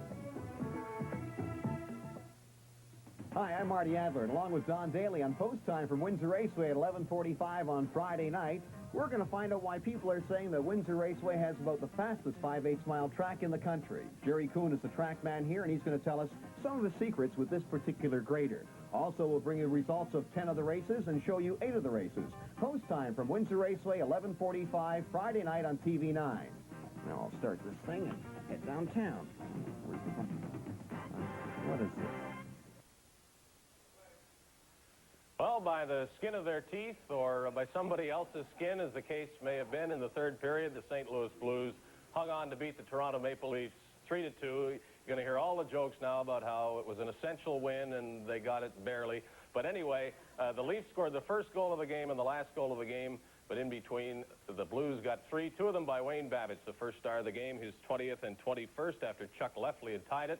The Leafs with Wolf Paymon scoring in the second period and with Darryl Sittler scoring on the power play at the end. The Blues playing the final 2.5 minutes shorthanded, but hanging on for the win. Some good goaltending by Mike Liut, but that is nothing new for the St. Louis Blues this season. They go 4 points ahead of the Toronto Maple Leafs in the overall standings, and Red Berenson is happy about that, and he will be our guest on Overtime as we continue in just a moment. Great sports action on CBC this Saturday and Sunday begins with Sports Weekend Saturday afternoon at 3 Eastern, covering the Canadian superstars in action. People like Brian Budd and George Athens on the rowing course. Then there's downhill skiing, the Canadian Alpine Championship from Lake Louise, and the Uniroyal World Junior Curling Championship semifinal. Hockey Night in Canada has Montreal in Edmonton and the New York Rangers in Toronto. And Sunday afternoon at 2 Eastern, the final of the World Junior Curling on CBC. Steve Garvey for America's Athletes 1980. You'll see teenage champion Kim Linehan put her credentials on the line at a major American swim meet. You'll travel to Portland, Oregon, the home of top fencer Michael Marks. And America's most famous marathon man, Frank Shorter, on the comeback trail. All this and more on America's Athletes 1980. Watch for it.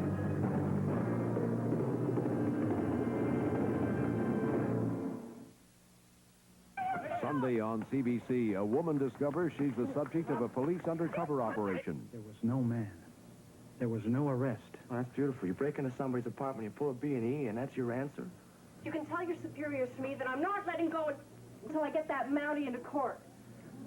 George, you think she's right about the Mounties? What are you giving me, Wanda? We had a deal. Was it legal or illegal? Maintain the Right on For the Record Sunday night at 9. The 1980 Genie Award with Bruno Geruzzi, live from Toronto. The 1980 Genie Awards, a tribute to Canadian films and the Canadian and international stars who appear in them. Canada recognizes our top filmmakers, the directors, the producers, the cameramen, editors, technicians, and musicians. A tribute to the film stars of Canada.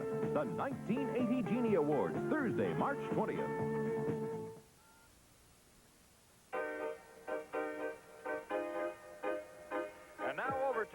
taking you behind the hockey headlines.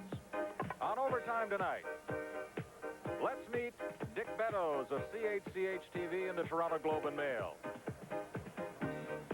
John Iaboni, hockey writer with the Toronto Sun.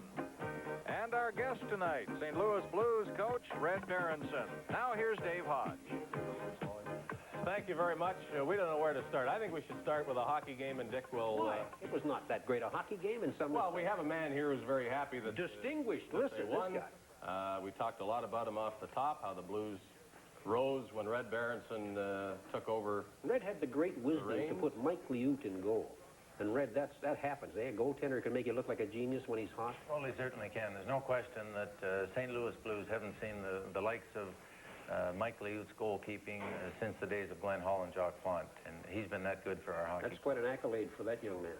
Certainly is. For a young goalkeeper, I don't think there's any better young goalkeeper in the league from what I've seen thus far in this season. What made you decide to go with him at that time? I mean, you know, you really didn't know that much about him, I would think, from the NHL standpoint.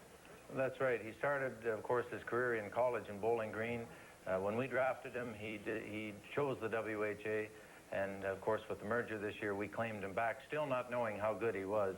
And we started with our #1 goalkeeper as Ed Stanowski at the start of this season. And when I got involved with choosing goalkeepers, I chose Liut. He was playing that much better. And I'm of the feeling that the great teams have always had great goalkeepers, and unless you have two of them, then the one can play most every night.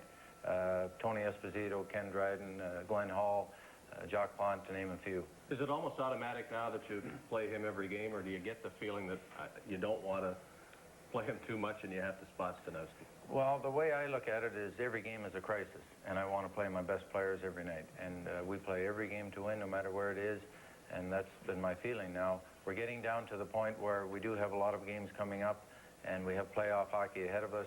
People say your goalkeeper must be tired. There are a couple of goalkeepers that played more games than ours, but I'm giving Mike the benefit of the doubt. He'd like to play every night, but he understands that he can't play every game. He's somebody, of course, we know about. Markham Waxers is where he was a kid that played pretty well. I mean, he's not totally unknown in this area. I think we tend to forget these guys come up through the Toronto area. This guy's kind of hometown boy. That's right, and it's nice to see him play well here, because I think he was slightly intimidated by playing in Maple Leaf Gardens. When you came in here as a player, though, playing in American rinks, then coming into Maple Leaf Gardens, did that mean something we are playing in this building, in this country, with it being televised? There's no question. Being a Westerner and listening to the radio, and of course the Hot Stove League every night, by radio every Saturday night, 7:05 in Saskatchewan, it was just like magic when you played in this. Talking about Elmer Ferguson, Bobby Hewitson, the late Wes McKnight. Here we go again. All those. Listen, that's when it was that was where it was important. I don't disagree. Now, you weren't in this country at that time. But that was a vital part of this. We tend to forget that. I was in this He country came out of at that Saskatchewan time. when that was a vital part of Canada. And the only thing I wanted to say about Mike Liut is this, that when Mike Liut was here, we didn't know about him. We didn't know about Mike Liut until he went to the NHL, because he was a relative unknown. That's because we don't go and cover in the Toronto newspapers what's happening in Markham and Oakville and a few places. Well, you know Bowling that. Green University is the reason that he dropped from sight as far as He went to the WHA, played for Floyd Smith last year at Cincinnati. Floyd thought he was a pretty good goaltender last year. I don't think we can discuss tonight's game without talking about the penalty killing, which, as much as Mike Liut won it for you, you made things difficult for yourself at the end of the referee did. I don't know what your opinion is about the call. Maybe we can get it. But to what do you attribute the great penalty killing success of the Blues? Well, of course, that starts in goal. We've had success in goal, but our defensemen are defensive-type defensemen, the people that we use most of the time. Eddie Kia and Rick Lapointe are the stalwarts on defense, along with Jack Brownstadel, and they've done an exceptional job on defense. Up front, I think, has been a major difference also. Ralph Klassen came to us from Colorado, and Ralph is a very defensive-minded, tireless skater. And he's made a lot of things happen for us. He's given the other players confidence that we can kill every penalty. On the other hand, how about the power play? Because I believe that you don't have the guy on the point that can do things for you. That's right. We don't have the big shooter on the point, and our power play has been maybe as successful as our penalty killing has been, or let's put it the other way. Our penalty killers frustrate our power play people in practice to the point where they're demoralized, but the penalty killers have done an exceptional job. Both those special teams can win and lose games for you. I think maybe our penalty killing contributed to the win tonight. What about the penalty on Turnbull? That upsets you greatly? Well, did you see the reason for it? No, well, I couldn't see it to start with. I It was couldn't the see what finest happened. hip check this building has seen since Bob Bond could do that on that right side. Yeah, no question, it was a clean check. I didn't see what happened after the check. The play came past our bench. We were all watching the play, and then all of a sudden there was a problem. And I couldn't see if Turnbull deserved the 5, then we have to accept that if that's what the referee saw. I couldn't dispute it because I didn't see it. Seemed like the Leafs helped you somewhat with rather stupid penalties in the area of A, too many men on the ice. I think it was Rick Vibe that came on. And then the penalty for, delaying the game. Seems to me those are bad penalties for anybody to take. Yeah. And, you know, we've tried to concentrate on when we take a penalty, it's a good penalty, and it seems that you can kill a good penalty. But if it's a cheap penalty, it's something that could have been avoided by either more hustle or more concentration, then your team is not going to be as excited about killing it. It seems to happen that way. Have you seen a streaker in the NHL in your time, Red? We got to bring up the streaker. I'm surprised we didn't show it on television and should have. News event which we did not cover, and I'm ashamed to say that TV11 missed that. The only thing that wasn't covered. Well, it's too bad. The guy wasn't covered. Streakers are kind of outdated now. That's right. It's passé. But the last streaker I saw was the best one I'll ever see. Lady. It happened to be a young lady in Los Angeles. You saw it. And while I saw the photos, and the photos were well posed. Yes, sir. She had mammary. She had a mammary majesty to her. She was a setup. She was a dancer that Jack Kent Cook rang in to the forum when they were having trouble. She was a setup. I think tonight was too. I don't know why we don't have women. But this is on the Fifth Estate show. This is the owner who doesn't want any nudity in the building. The owner said it was wonderful. Ballard thought, what he did say was, I wish it had been a lady. The guy must think we're all in Greece here. You know, he was taking a shot a little bit at what the sexual habits are, I guess, in that country. I don't know what they are, but he suggests they like guys rather than girls. That's what he's suggesting. Wonderful. Ballard thought it was great. I think it was set up. The guy got through, Johnny got through that phalanx of guards. And all of those people... The what? The guards. I understand the word phalanx, but I haven't seen one here. Well, there were 4 cops over there. Oh. There's a lot of ladies wearing the sort of maple leaf blue and white. I guess, what are they? They're kind of people lead you to your seat. They were there. And Ace Bailey, distinguished player here, as you know, John, he opens the gate for the guy. It looks like, although the guy jumped over the fence. Well, his time was up, you know. I thought the Red Sox, the guy... I thought so's ours, and we got to have a commercial. Listen, it was wonderful. We'll be back in a moment.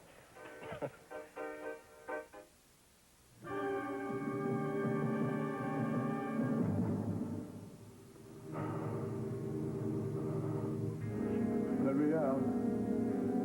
Let me out. No. No. Let me out. Please. Let me out. Let me out.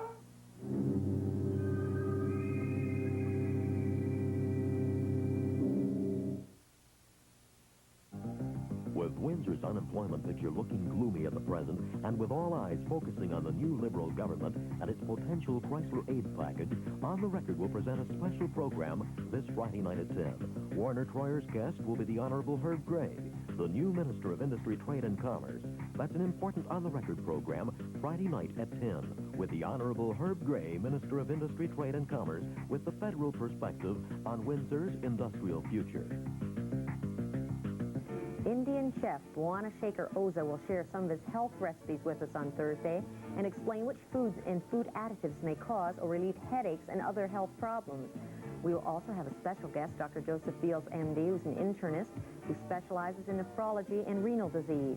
He will tell us about the dialysis unit he runs and how the process of renal hemodialysis saves numerous lives every year in people afflicted with severe kidney disease.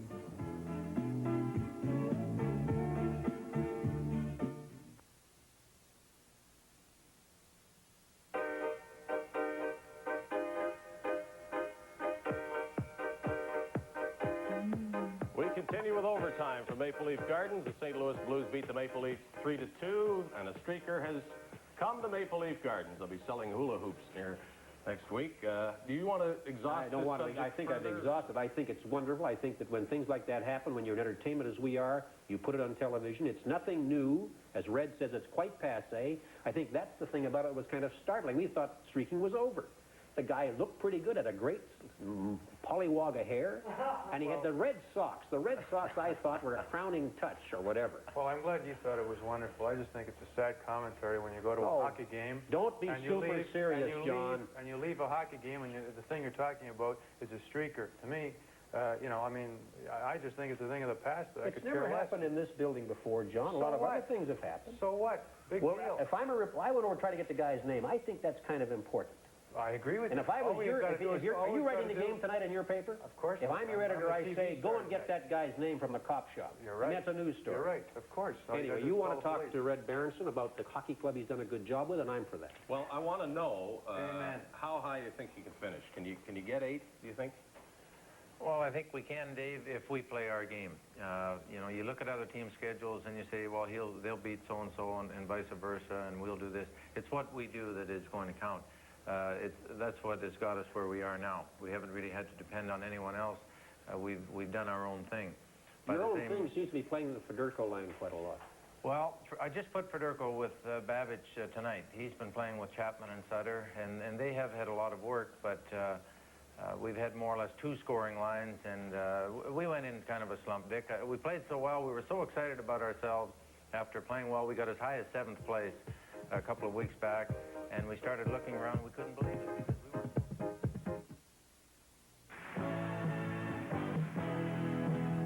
Hi, this is Frank De Angelis, inviting you to watch the Frank De Angelis Show every Sunday morning. So for good music, news, and entertainment from Italy, join me every Sunday morning at 10:30 right here on TV9.